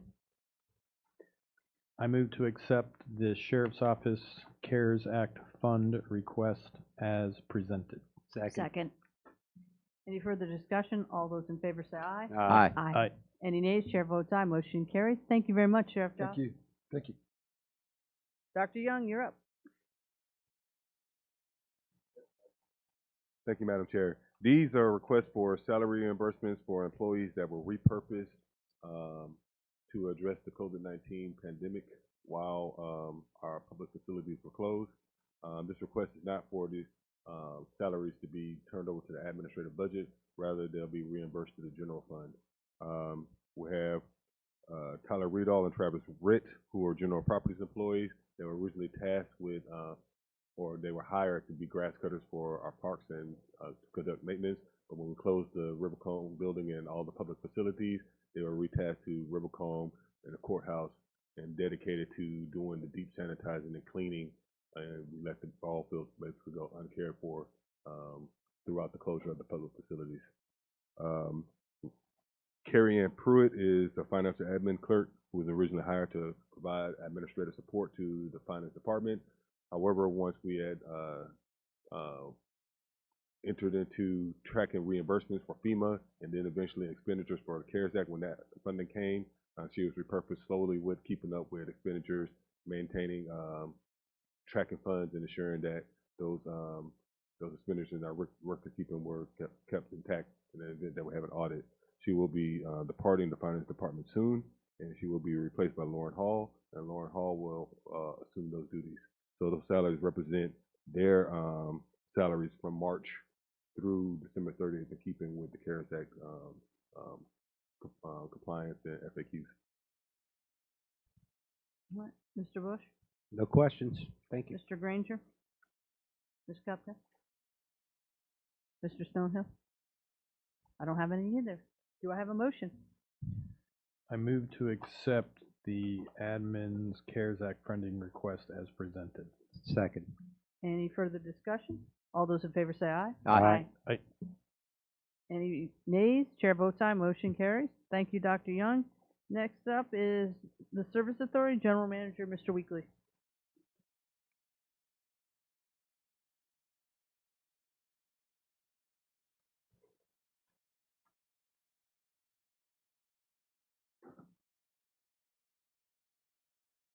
Good evening, members of the board. Thank you for allowing me here tonight. My request is put here before you tonight. We're asking for PPE reimbursement. These were obviously masks, sanitizer, a lot of things that I know other departments across the county has purchased, as well as we created an entryway for customers.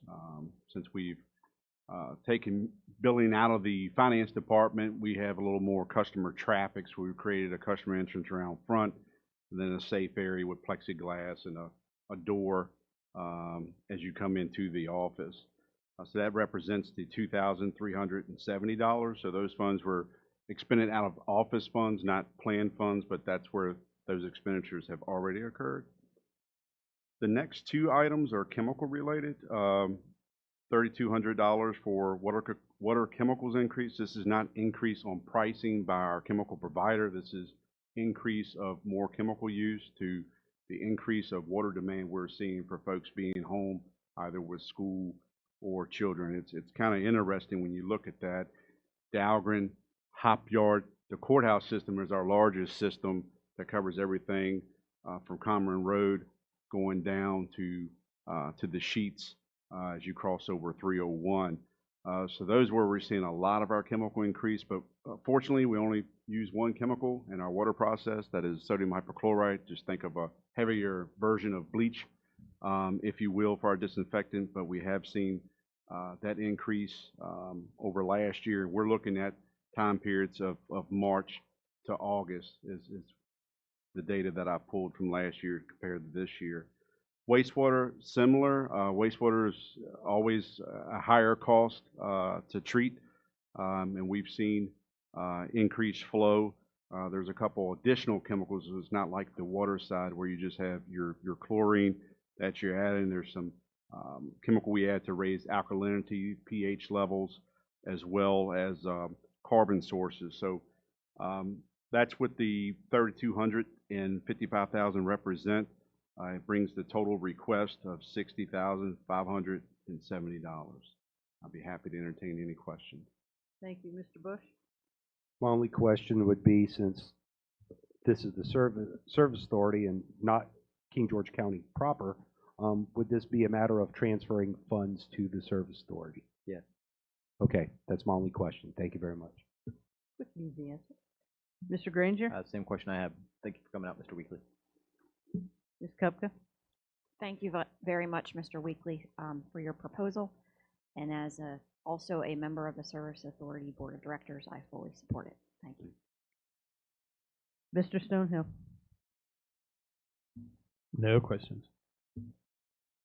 All right. As also a board member of the Service Authority, I really appreciate it. And I remember I had spoken to you at the very beginning of all this to ask if there was any CARES Act, and we got clarification from Mr. Britton that the Service Authority could ask for CARES Act funding. And the only question I have, is there anything else? Not that we went through and checked some things, and I appreciate Matt's time as well as Dr. Young's. We can't collect revenue shortfalls, with delinquents. We know we'll reach on that, but we do appreciate that clarification. So looking at things just COVID related, that is treatment, and that is the PPE to protect our folks. So I'm just grateful that the county allows this consideration. I realize we're a different entity, but I appreciate you taking into consideration. All right, thank you.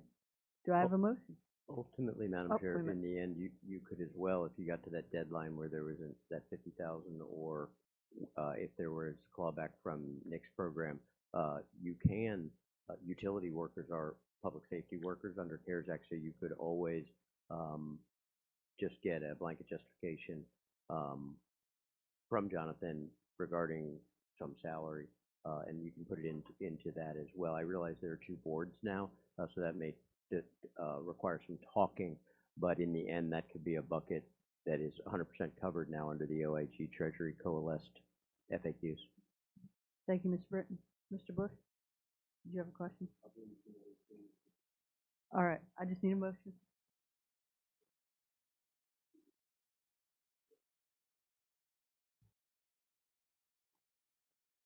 I move to approve and transfer $60,570 to the Service Authority for the CARES Act fund request as presented. Second. Any further discussion? All those in favor say aye. Aye. Aye. Any nays? Chair votes aye. Motion carries. Thank you, Mr. Weekly. Thank you all. I greatly appreciate it. All right, Mr. Dines, IT.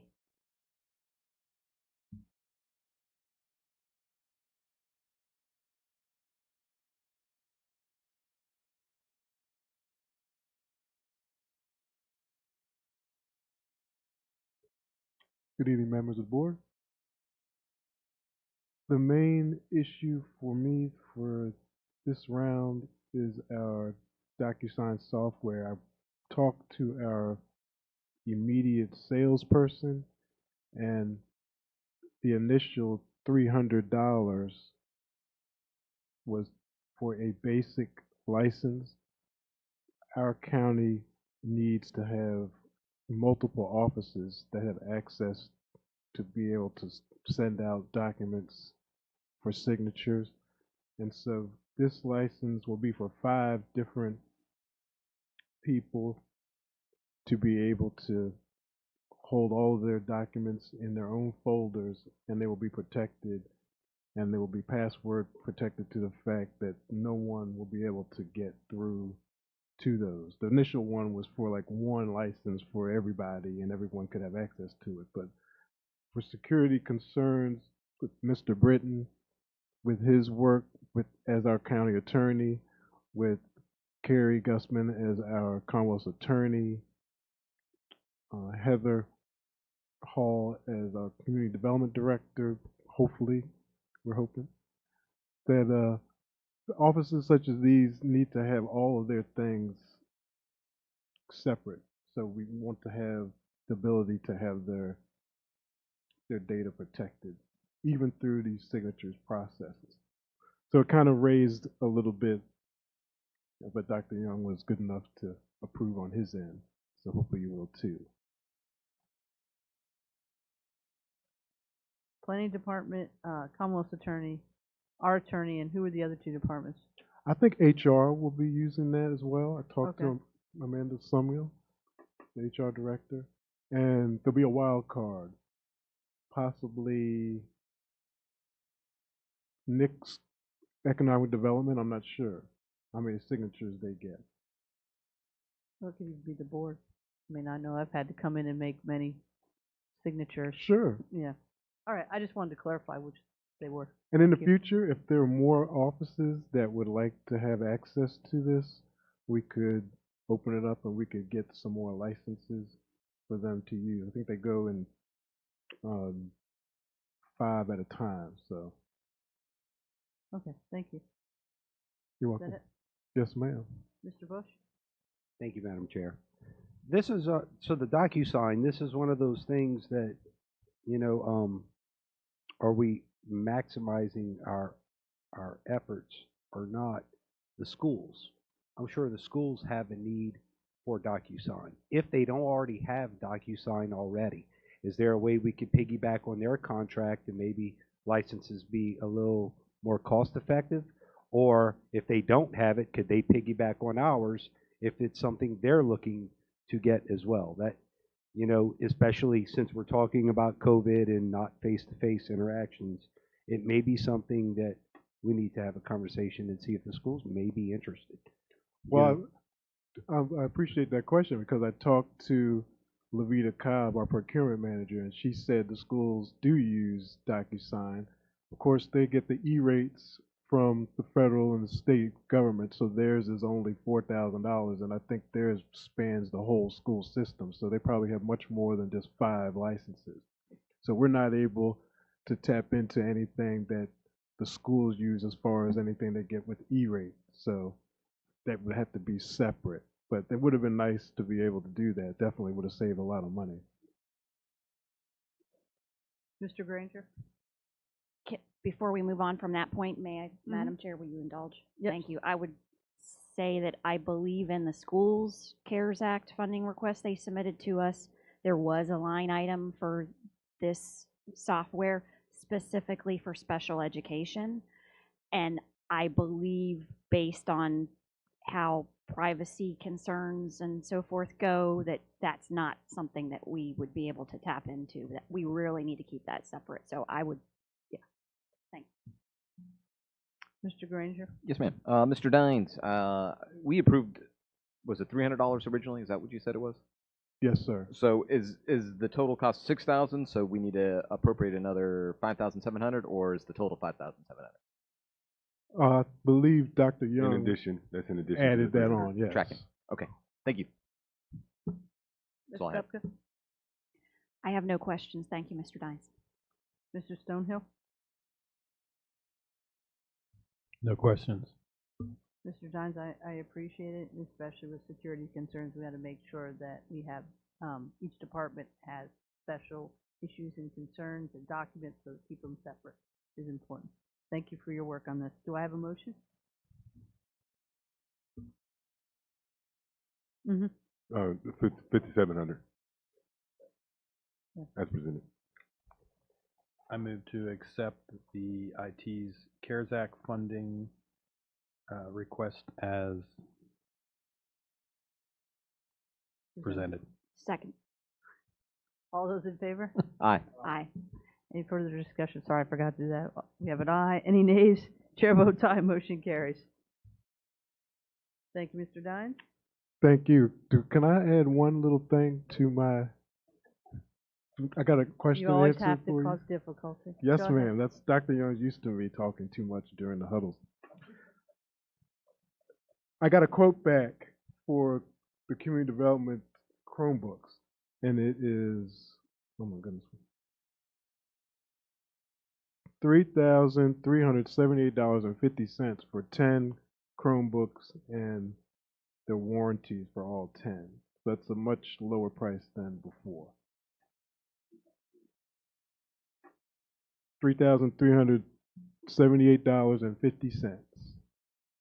Does that include the protection plan, or? Yes, that's with the warranty. That's with the warranty. Okay. Yes. Mhm. $3,300 and what was that again? $78.50. Did that include the carrying cases? Ooh, that did not include carrying cases. I was just curious. I think we're gonna hold off on a decision tonight, based because we have this for it is. Well, those Surface Right. tablets are a Yeah, pretty they were a little nice more Yes. pricey. piece of They are. equipment. So I think we should still wait personally yeah. until Well, this that's all good comes to know. back. But I appreciate. Hey, they can use our old bags that were small. Maybe they could. You're exactly right. Thank you. Thank you for that quote. Next up, Chief Moody, Fire and Rescue.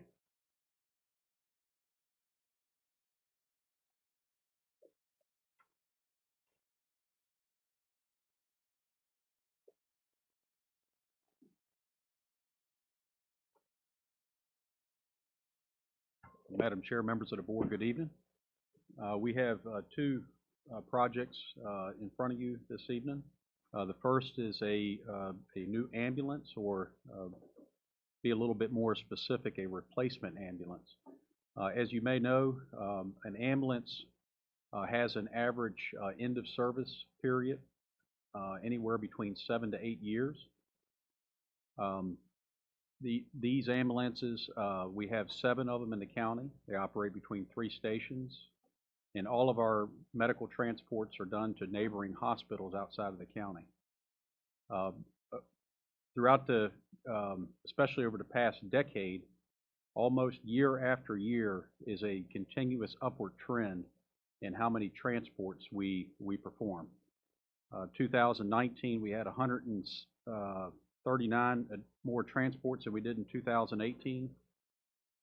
And every year, again, the transports are seeing an increase. In August, we ran 341 calls.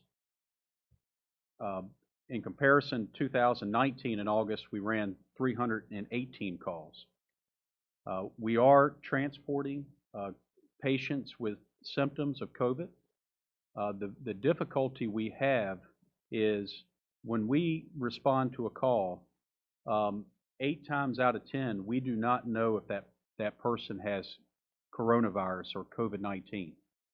They don't show up with a placard or a label stating that they have coronavirus. What we find oftentimes is that we respond, treat, and transport the patient.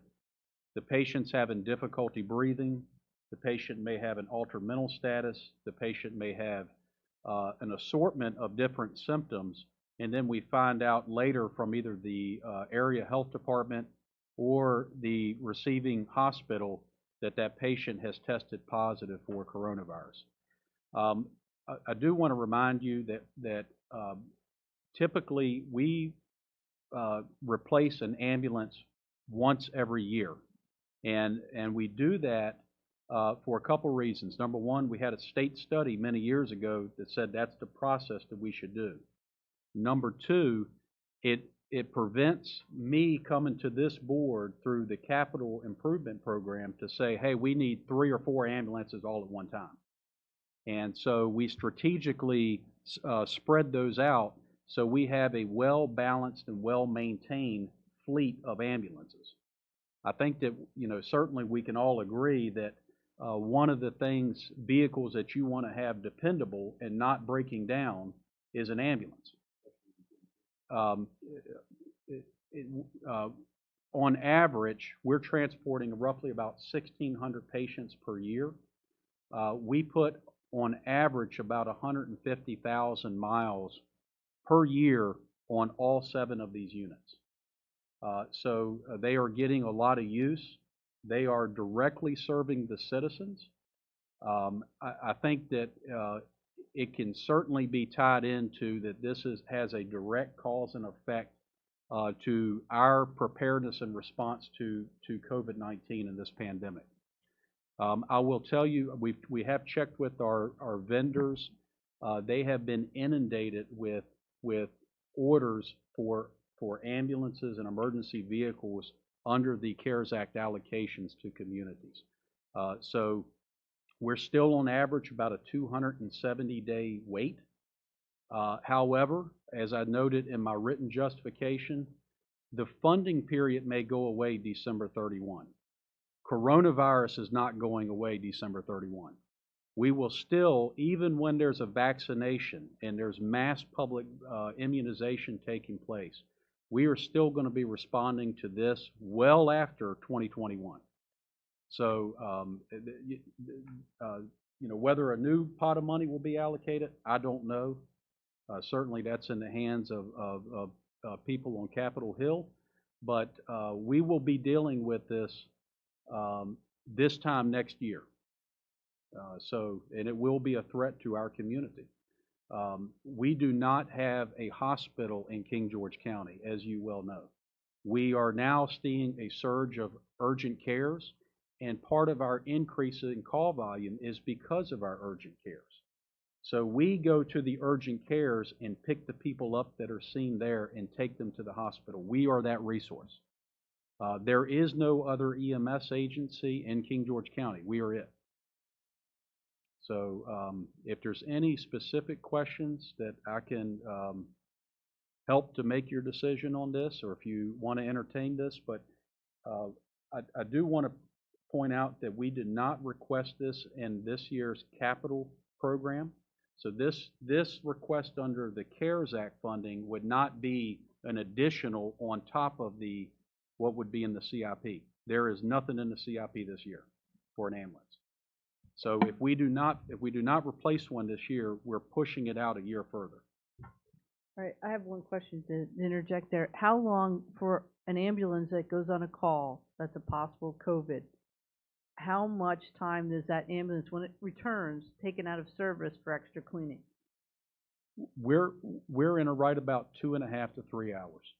From the time it leaves the station, gets to the patient's house, treats and transports that patient to the hospital, do the medical report, do the extra cleaning, change out whatever supplies we need, and by the time we get back to the county, we're right around the 2.5 hour, 3 hour mark. Thank you. Do we have any? I'll go around and ask on this one particular item for the ambulance. Mr. Bush. So honestly, I'm torn on this one. Usually I'm very outspoken in support of fire rescue, and God knows we need ambulances. The trick here that I'm trying to figure out is this is not on the CIP, which I think is problematic. I think no matter what, we need an ambulance coming in every year in our rotation. The question is, how do we acquire it? Through the CIP process, which Chief already said it's not on there, through CARES Act funding. How do we do this? Then there's the legalities of it. If we can actually purchase or make an obligation of funds within the time frame, but the actual acquisition and receipt of the property wouldn't be till whenever this thing was manufactured. And Chief already spoke about the demand, and it's probably going to take a little longer. I think that's all problematic. The other thing is the size, the size of the dollar amount. So $250,000, but if we look at this, we're talking about how we divvied this up. $379,000 would go to public safety salaries. Tonight, we discussed some things, you know, we added a couple of things. I think we're gonna come in over the county department expenditures of $375,000. So then we'll have to be taking this $250,000 from public safety salaries. Now, that money, if it goes to public safety salaries, realistically, the way this would unfold is that money would then go back into our general fund, and give us some breathing room. Because we know if we could get outside of spending fantasy money, is basically what I call it, because it's not our money, it's CARES Act funding, different source. When we get back to spending money that we have to raise taxes if we're gonna buy something, you know, that's when it's gonna get real. So that's something I'm really concerned about. So honestly, as of right now, I need to think about this a little more. I'm really not in a position where I could go one way or another for an ambulance. Do we need it? Yeah. Is this the right avenue to acquire it? That's what I need to do some thinking about. So I defer to my colleagues. Mr. Granger, before I go to you, Dr. Young wanted to. And you bring up a valid question, Mr. Bush, about why it's not included in our CIP. It is a deliberate reason why the ambulance isn't in our CIP as it routinely is each year. And Chief, why, if you can elaborate, why is it not included on the CIP? Well, and let me, and this may help some of this decision. If the board doesn't, if this is not approved, your EMS system is going to continue serving the citizens. We don't have units that are inherently at risk. I mean, the good thing is the seeds we planted years ago has allowed for a dependable and reliable system. Okay, so it's not a sink or swim moment. If we can get one, great, and if we can't, we'll still continue providing service. But the reason, to Dr. Young's point, the reason why it was not, the reason why I did not include it in the CIP is because, you know, at the onset of planning for the CIP, did a hard look at each of our departments to say, you know, what are your needs and what are your wishes? And I felt by doing talking to our fleet maintenance technician and looking at the mechanical status of all of our units that we could skip a year, and that it would not have a drastic impact. Now, this is prior to the feds, federal government, and the state government saying, King George County, we are going to provide you some funding under the CARES Act program. And so now that there is monies available, that's why we put that request in at that point, because there was money available. But you know, whether that money has better uses, well, that's certainly the board's and Dr. Young's decision. But I certainly think that an ambulance would serve the community well and would directly tie into our preparedness and response to coronavirus. Which brings it back to my point. Chief is exactly right. It's needs versus wishes. The CIP is crafted on needs. The ambulance was included on the CIP because it's not a need. So I made recommendations for the CARES funding based off of most immediate needs and how we can really leverage this money to address priorities. And right now, my recommendation is based off the fact that I do not believe that the ambulance is a priority for the CARES funding. I really do recommend to the board that they consider utilizing this $250,000 in a more strategic way to get the maximum effect off of that CARES dollar. And I know it seems counterintuitive to say, hey, well, ambulance doesn't meet the requirements of the response to a pandemic, but the reality is, in this case, it doesn't. It is manufactured, won't be here until for 270 days. By that time, who knows how this current state of affairs may change between then. And I really feel that we need to have more immediate impacts. now to assist the county's needs versus encumbering monies, especially such a large amount, for something that's not going to be here until well into next year. Mr. Bush? Thank you, and thank you for that insight, Dr. Young, and Chief, thank you for that explanation. So two things I would like to look at. One, can we legally purchase this if we had decided that? Two, not to make a decision tonight, but we have established a deadline with the schools and with departments to where if monies have not been expended by a certain period of time, they're going to be reclaimed back by the county, and then we're going to assess how they can best be used. Is this something we can revisit after that deadline? Because it sounds like, and please correct me if I'm wrong, whatever we do not expend throughout this process ultimately is going to default into public safety salaries. And we have contingencies based. The first allocation, we had a contingency fund that was established. We're going to have another one. I believe the first one was like, what, $60,000 or something like that? Yes, sir, but that rolled into the 804,000 that Okay, we're talking about okay, today. thank you.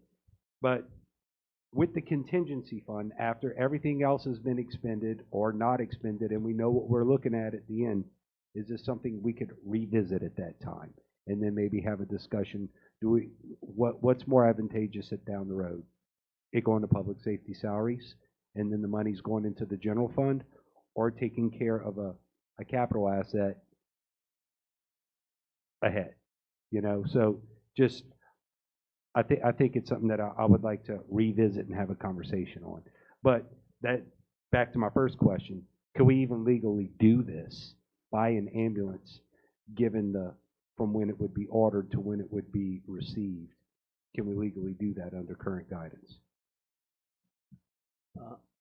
I don't know. I hope that you do push this off a little bit. I'd like to get a definitive answer. One of the things that Chief Moody has said twice, which gives me some pause, just because a lot of other people are doing it doesn't make it right. I can tell you that for sure, in my experience as county and locality attorney.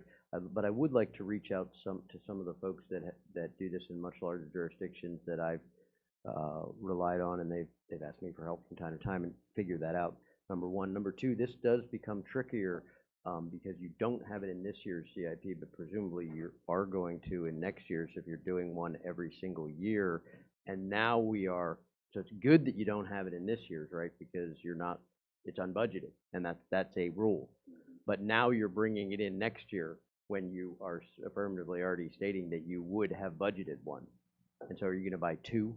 So it always has to be tied back to necessity, right? There's the three rules of every expenditure, and one of those is necessity. And although broadly defined, what has to happen is that you have to need that ambulance as a result of responding to the COVID pandemic.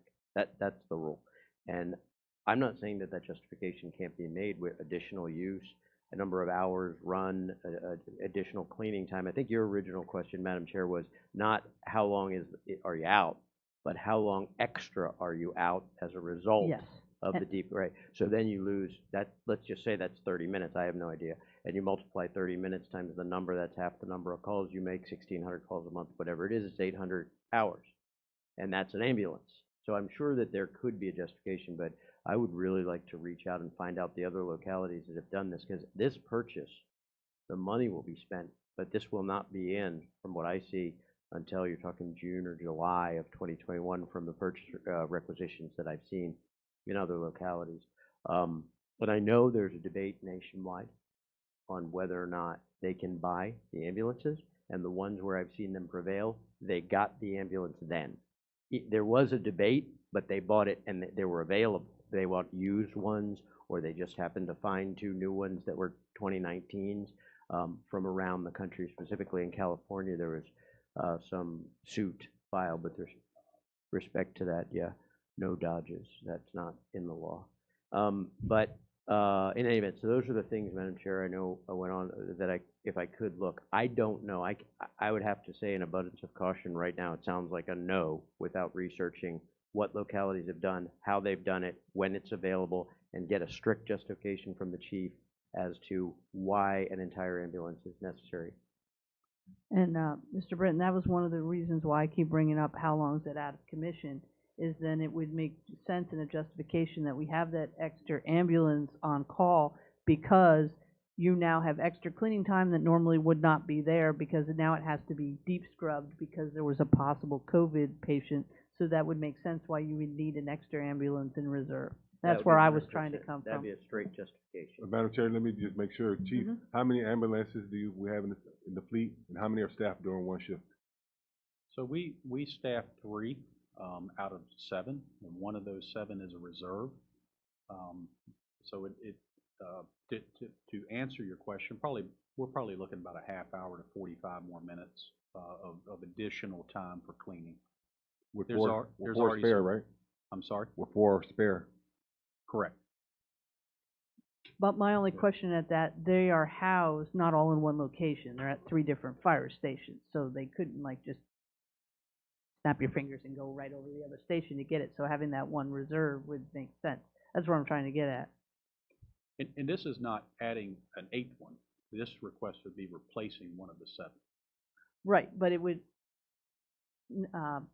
it would be a newer ambulance that would not have as many possible mechanical Correct, issues yeah. and be more willing to get right back in there if one was taken out of service for a little bit. That's where I was trying to go for. But I'll move on. I just Mr. Granger. Based off Mr. Britton's feedback, I would want to hold off on making a decision, obviously, tonight. I guess I'd ask Dr. Young, how much have we allocated so far to the public safety salaries of CARES Act funding in total? Is it 1.6? It's, yes, sir, slightly over 1.6. If the board approve the current request, then it would be at $2.01 million.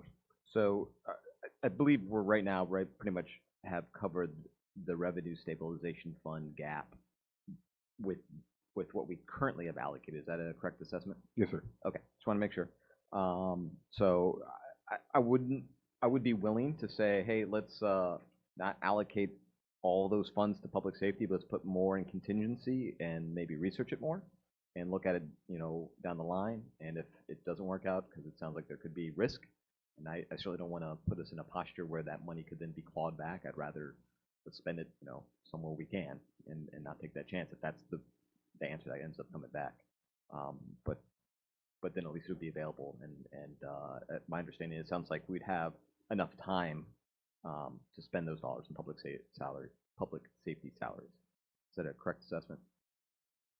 Yes, sir, that's correct. Okay. Thank you. Ms. Gupta? Thank you, Madam Chair. Chief Moody, thank you for doing the written justification that you provided us with. I myself was probably the most vocally against this at the last meeting. I believe I was the one who pointed out that the guidance said you could purchase an ambulance not for a pandemic, but for COVID-19. I was going to ask that same question about how much we've actually currently allocated to public safety salaries. And I would also note that, as you said, Mr. Britton, we could not purchase this ambulance this year with CARES Act money if it were on the CIP because it would be supplanting. So I actually have turned the corner and I feel there's a real opportunity here. I'm not saying we need to do it tonight because it doesn't look like that's going to happen, and I appreciate my colleagues' concerns. But again, it's very uncertain when the vaccine will be available for the general public.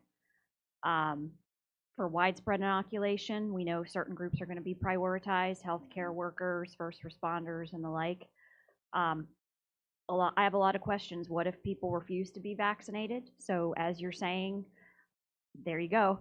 As you're saying, the virus is going to remain in our community perhaps longer than we think. I think a lot of people think right now that there is a light switch that is going to flip on or off, I guess, either the day after the election or January when this vaccine supposedly is going to be available widespread, and we just don't know that for sure if the vaccines that are being developed are going to be successful in that time period. There are still a lot of unknowns right now. But I think the biggest thing for me actually was something, Mr. Britton, that you said at the beginning of the meeting, which was, don't put yourself in a crisis. The government wants us to be prepared. And I would also add that flu season is coming, whether, it sounds like the ambulance wouldn't be ready in time for the current flu season. But that really resonated with me is, we need to be prepared. So if this allows us to be prepared, as we continue our discussions, I would like to revisit this definitely. Thank you very much. Mr. Stonehill?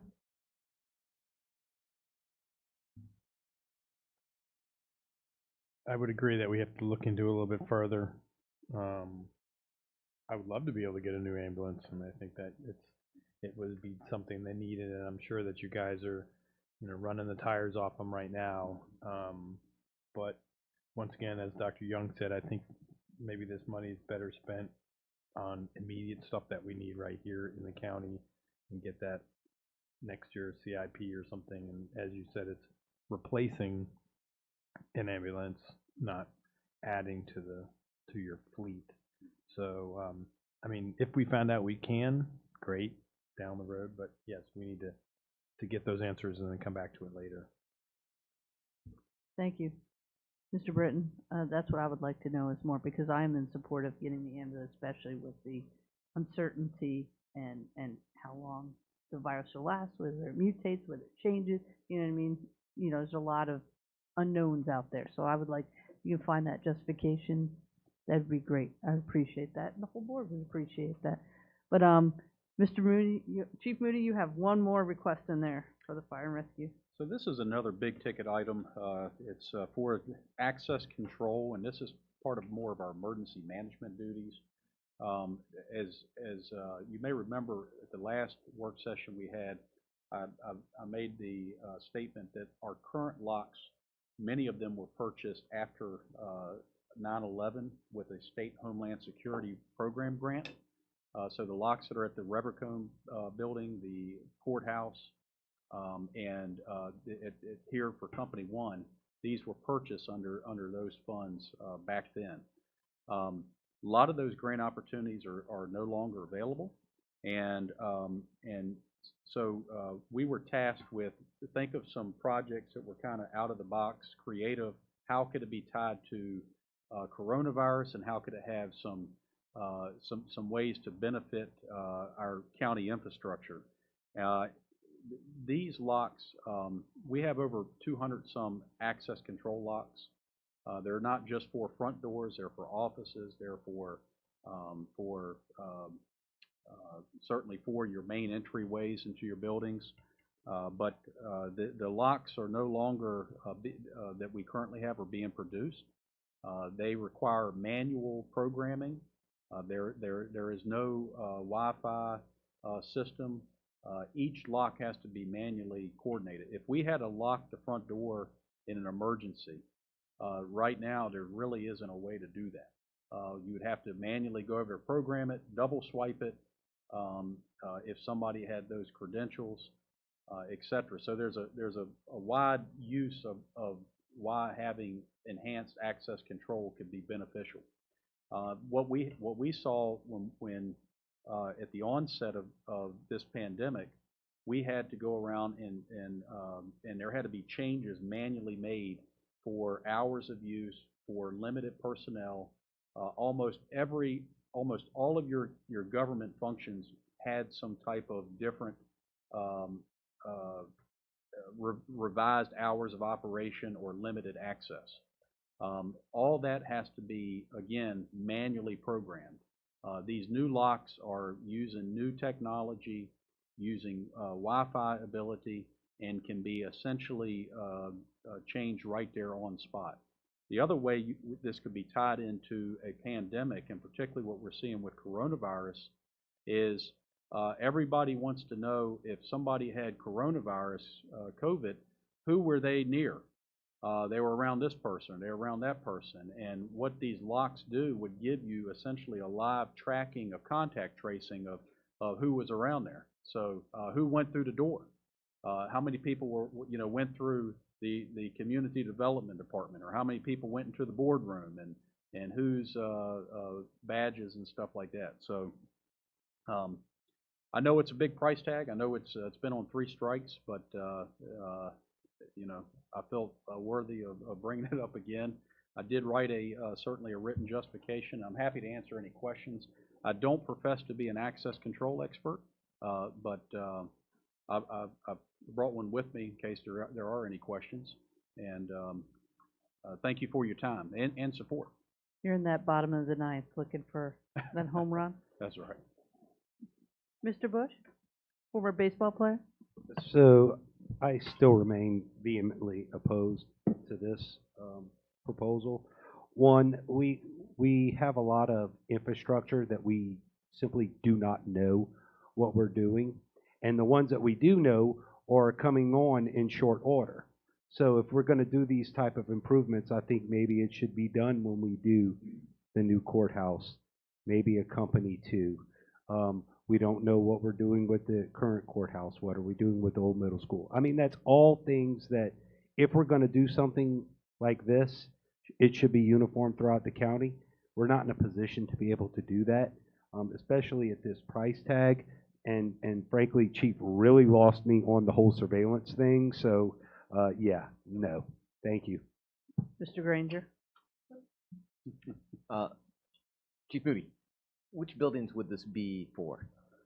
So this wouldn't be for all of the county buildings, but it would be for all 3 of your fire stations. It'd be for your Revercombe building. It'd be for your courthouse. I will say this: the question of well, what happens if you know, we don't know what we're going to do with that building in the next couple years or 5 years. Those locks can be taken to a new building. So just like, you know, some of your communications equipment, Okay. you know, it can be taken to any other facility. Do you know what kind of cost it is in order, like, so I'm assuming there's a significant cost for just the purchase of the equipment, but then I imagine installation is not something that's just like, hey, I'm sure I couldn't do it. I'm sure it probably takes Absolutely. someone that's specialized. Is there a significant cost? Would there be a significant cost to pull that out and then install it somewhere else?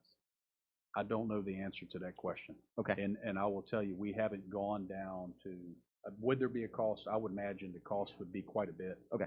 And I would think that would, you know, certainly the courthouse is something you may say, you know, if there's not a future intended use for that specific building, you may not want to include something like that because of that reason. Okay. Yeah. Let me ask this. How do you prioritize the new ambulance versus the door locks?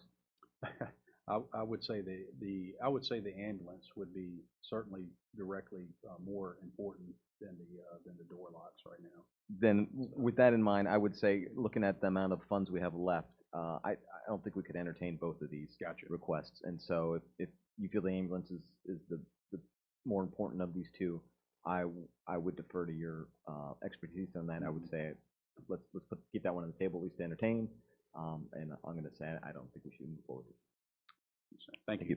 Ms. Kupka? Thank you, Madam Chair. You and I come from the same baseball family. You coached with my husband, but my friend, 3 strikes and you're out on this one for me. I'm really sorry to have to say that, but yeah. That's fine. Yeah. Thank you. Mr. Stonehill? I know there's a need for changing out some of the locks, but you know, as was pointed out earlier, you don't know what's going on in the courthouse, the old courthouse. We got a new courthouse coming. I know it's something that definitely needs to be changed out, but no, I can't go with this. I mean, I would much rather see an ambulance than new door locks. I would have to agree. Sorry you struck out on this one, but I really think the ambulance is a much higher need than the door lock, though I understand the importance of the door lock.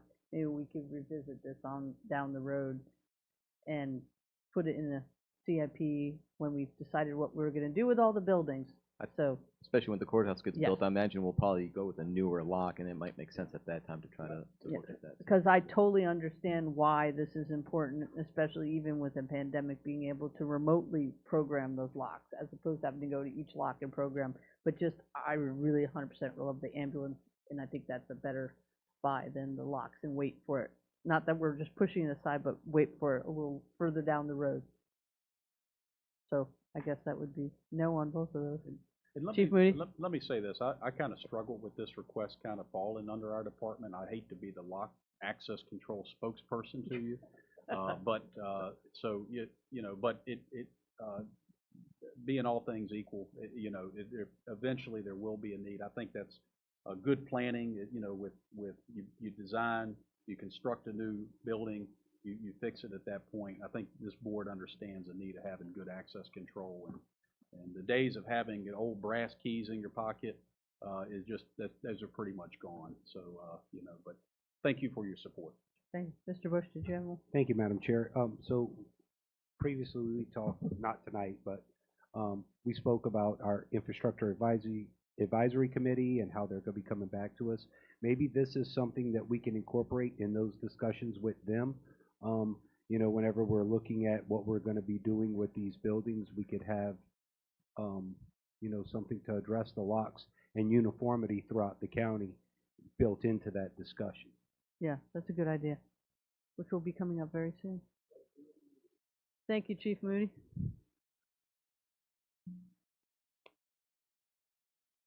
So I assume that means we, Yes, Mr. Dines, with your hand signals over there. Thank you. I'd just like to interject. I think this discussion first came up when we were having nationally discussions about buildings and their safety. Dr. Young brought up to us that we should think about ways we can secure our county buildings just in case anything ever happened. So I think that's where it first started, because with these locks, there are times when someone could get let go on a Friday and no one is there to make sure that that person can't get back into the building because maybe they didn't turn their badge in. They came up with things like that that could cause issues. So that's probably why it keeps getting brought up. That discussion has gone away a little bit. You haven't seen anything like that happen. But now with COVID, like with Chief Moody said, that it could help with making sure people didn't go in certain places, and you could tell who did go because their badge would tell on the system where they were at all times. But that's the only reason I just want to interject. It's a little more to it. It all started with our security of our buildings. It's a little more nuanced, is what you're trying to say. And Thank you, exactly. I like what Mr. Bush said, that we bring it up with the whole infrastructure, because I know I would like to, when they give us their report on November 1st, or by November 1st, meeting November, that we make a decision and see what we're doing instead of just leaving everything go, that we're going to do something about our buildings, and the door systems too could be also thrown in there. Mr. Granger? so I know we don't need to make a motion for the fire and rescue request, because we declined both of them. But I assume before we move on, we at least want to make a motion about the public safety salaries as well, because that would be the final piece. And so, Yeah, do you have the so change figure? based on what I figure, I would assume, and please correct me if I'm wrong, everyone, but we originally, the staff proposal was a $50,000 contingency. I would imagine we put $350,000 in contingency, the original $50,000 request, the $50,000 that we have not allocated for the virtual learning, which we'll decide at the next meeting, and then the $250,000 for the ambulance. Would everyone agree with that assumption? But the 250,000, oh, okay, that we For the- think about that, yeah, because that wasn't originally. Does everyone agree with that? Okay, and then I calculated out that we increased the total spending on the county department expenditures by 32,000. And so what I came up with is that we'd have $97,102 left over to allocate to public safety tonight. Dr. Young, do you get the same figures? Yes, ma'am, I've been working on the math. Sir, you said $250,000 for ambulance, $50,000 for virtual learning, and what was the third? 50,000, just your original contingency. Okay. And so obviously those would, based on if we don't end up spending them, we'll probably go to public safety in the future. But then I had the two items, which are all the community development requests. No, I'm sorry, not that one. Which one was it? Parks and Rec. We basically flipped based off your recommendation, Dr. Young, which I think was 12,000, and then the 20,000 for, oh, Yeah, the the economic grant. development. Yeah. Yes, sir. Yes, sir. So, okay, then I'm gonna make a motion to approve $97,102 to the public safety salaries allocation from the CARES Act funding. Do I have a second? Second. Any further discussion? All those in favor say aye. Aye. Aye. Right. Any nays? Chair votes aye. Motion carries.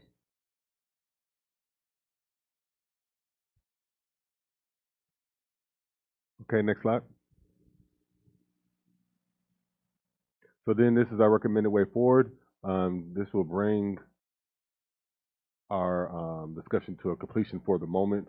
Again, as the board has directed, we'll return to the discussions regarding the use for ambulance and virtual learning as we're near or get closer towards, or after we complete a legal review and we get some type of guidance from the school board on school's future. In the interim, we'll develop a resolution that we'll bring before the board to adopt and appropriate the remaining funds for the spend plan. And after that resolution is adopted, the staff will continue to monitor expenditures and complete compliance reporting. Just for the board's awareness, we've already completed one report that has went to the Department of Taxation and to the Treasury's office and OIG's office. And I'm currently working with the Finance Department as we speak to have another report completed that's due on October 5th. So we've been monitoring our expenditures, telling staff that we need to hurry up and we need to get everything encumbered. And we're working very diligently to make sure we meet our deadlines and remain in compliance. And Madam Chair, that concludes my presentation. All right, thank you. I wanted to add one more thing. Ms. Kupke and Mr. Stonehill sent me something earlier about the dolly, and I called Mr. Britton concerning it. Mr. Britton, can you just give a slight, small overview of this? And it's mostly a letter to be sent in our support against these regulations, but opposing, correct? Correct. All right, Mr. Britton, can you give just a little summary? Yes. I think it follows, the summary could be summarized by what Mr. Bush said in a meeting one time. It's rare that you see certain governmental programs ever go away. That's one of what appears to be occurring here, which is there's law, and then below law is regulation. So a law might say that we're passing the law regarding the Department of Labor in this area, and we hereby make this bureaucratic